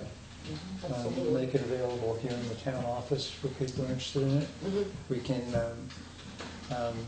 certainly highlight it in the town report, since it seems like an important thing.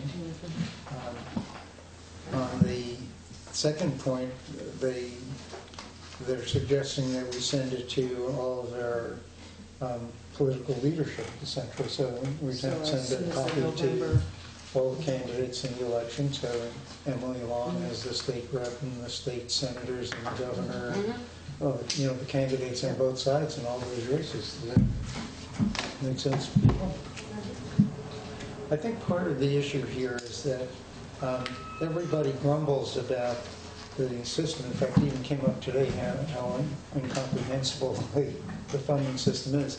This is an attempt to try to give the legislature sort of a timeout where they can try to focus on some sort of logical approach to taking care of it. Do we send this, copy this to the people that sent it to us? Yeah, they want to So know they it as well, so they keep can The keep council, publicizing yes, it. absolutely. No, the big problem with that is Shumlin Care. That's due in 17, the funding. And then you're asking to change the funding and report it in 17. Question of the day is what's going to take priority? Or can they handle both? in the same time frame. That's a good question, and the answer is we don't know what would take priority or whether they can handle it. What we do know is that if nothing is done, the problem just continues to expand. The resources line's going this way and the demand going that way. Until you shut it and what you gotta pay them. I think that what it is essentially towns are pulling together and saying, look, that's what our legislature does. You need to look at this. And the question that you're posing is truly one that if it's 2 years out, that the legislature needs to address. That they need to say, how are we going to work the Green Mountain Care into what's happening with this whole education situation? It's tough. The other thing with education is that apparently 70% of the Vermonters are eligible for the education prepaid, rebate, whatever it is, so they don't care what happens to the tax because they don't pay it anyway. Exactly. You pay. Yeah, a little bit. Because it's a percentage of your, maximum percentage of your income. So if you get a raise, you pay more. But it's still the same percentage, regardless. Yeah, the way it turns out is for 70% of us, if we're approving a budget of $1 million or $1 billion, it doesn't matter. Right. It's the other 30% who are going to pay. The problem is that businesses and individuals in that other 30% are starting to leave the state. Big time, just look around. Yeah. Oh, I said, why wouldn't they? I mean, you got New Hampshire has no tax. Yeah. No income tax, no sales tax. Now New York's giving businesses that move in there 10 years worth of free taxes. Oh, look what's happened to Newfane. South Newfane store, Williamsville store, now this country store, the Newfane Inn, the Four Columns Inn. I mean, how much more can Newfane lose? Yeah. And that's the hidden part of the cost that, you know, if you're in the 70%, you can say it's not going to cost me anymore, but you're not taking into account losing the Newfane Inn, the South Newfane Inn, the Four Columns Inn, all the other businesses that are going under or just choosing to leave. I mean, just Newfane, looking at the Four Columns, the guy bought it for $940,000. The previous guy bought it for over $2 million. There's going to be an adjustment in the assessment. Yeah. Yeah. Who's going to pay that? Because Newfane can't raise less tax because that is going to be changed. Sure. The grand list will be lower, which means the tax rate will be higher. Yeah. So, anyway, any other questions or comments, or are we ready to vote on this? We did vote. No. Oh, no, we made the motion, Made sorry. a motion. Okay, then all in favor of signing this resolution for sustainable education funding reform in Vermont, please say aye. Aye. Aye. Motion carries unanimously. What I'm going to do is date this and sign it and ask each of you to sign it. I'll ask Shannon to get a copy Does back. that need to be Newfane specific, or is it fine the way it is? It just says the City, Town, Village, School District of Newfane, so I'll just fill it in. Yeah. So if you would get that to the organizers of the movement, as well as put it on the website and make it, maybe put a copy on the town bulletin board or something like that. And send it to as many people as I can. Yeah. And, yeah, well, Gloria, you'd have the list of all the candidates, right? So we probably should send it to all the candidates. Okay. And maybe even after the election, send another copy to the successful candidates. Yeah. Just to make sure it didn't get lost. Okay, be further resolved on this second day of October. Aye. Good night. All right. Night, guys. Thank you for being here. The town of Newfane supports the Vermont legislature as they seek out the necessary reforms to the education funding system. Okay, next item, business employee evaluations. I think we would table that after stuff we've been through tonight. And, you know, we've got stuff, this resolution stuff, and other stuff come up, like, why can't we do this, like during budget time is when we normally do this stuff. Oh, yeah, well, look, may I say something? Shannon, typically, or at least last year, one of the things we were trying to do is to have the road commissioner come in and do some evaluations. You do some, then the road commissioner also does. We redid that whole sheet last year. Right. They're all up to date, and all we gotta do is basically hand them out. Yep. But we should get that rolling and let them do those. And then the board will have to do your evaluation and Merle's. And And then the planning commission is involved in Merle's, We right? probably should get the planning Yeah. commission's recommendations. yes. I have a suggestion that I wanted to bounce off you guys. I've been working with the Valley Cares Board, and when they do the annual evaluations, they ask the employees to provide a self-evaluation as the starting point, so that you're getting the employee to sit down and think about what they've done, what they think their strengths and weaknesses and successes are. If we could do that, it would be a really helpful starting point. For instance, when we sit down to talk with Shannon about her performance, we'd have in hand at least what she thinks she's done this year. It's a good idea. So if it's Does okay with you Valley Cares guys? have any, like prompting questions or? Well, what we can do, I looked at the forms that Todd was talking about. We could even give those blank forms to the road crew, for example, and say, look, this is what Todd's going to be ranking you on later on. Take a stab at it yourself to let us know what you think you did, what you see as the strengths and weaknesses. I know Pat spent quite a bit of time last year going through a bunch of different towns, and I thought they were pretty good evaluations, actually. Yes. They covered almost everything. As far as the road crew goes, I don't know about the other employees, but as far as the road crew goes, they covered it pretty well.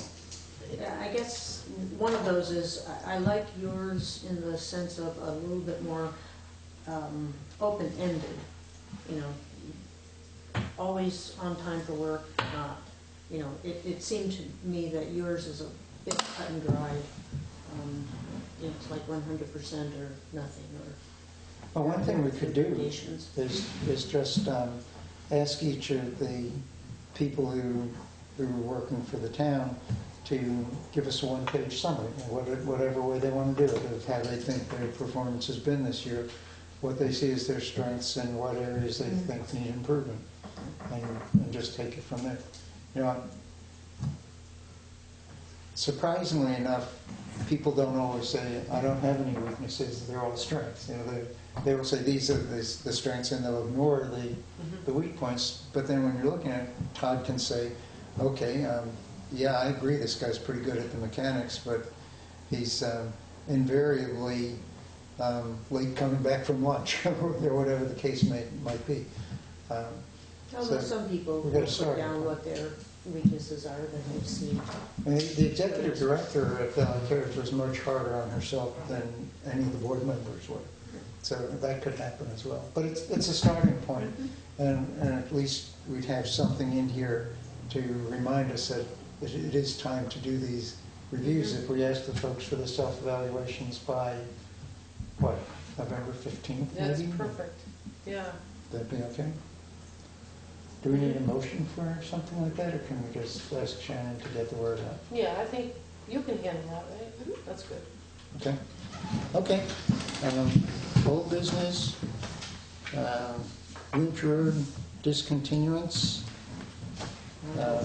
There's a glitch on that apparently. Do you want me to do it, Shannon? Lynch Road discontinuance. Oh, yeah, I thought about it and decided to pose a question to Rich Carroll about whether FEMA might have a problem with us discontinuing the road. Mostly I asked him before closing out, and that got him thinking, so he went through the FEMA grant agreement and found a spot where without permission, you can't do that. So his advice is to... But that's with that state permission, right? Not FEMA permission? Right, it's state, because really you're getting a grant through the state and they're getting federal money.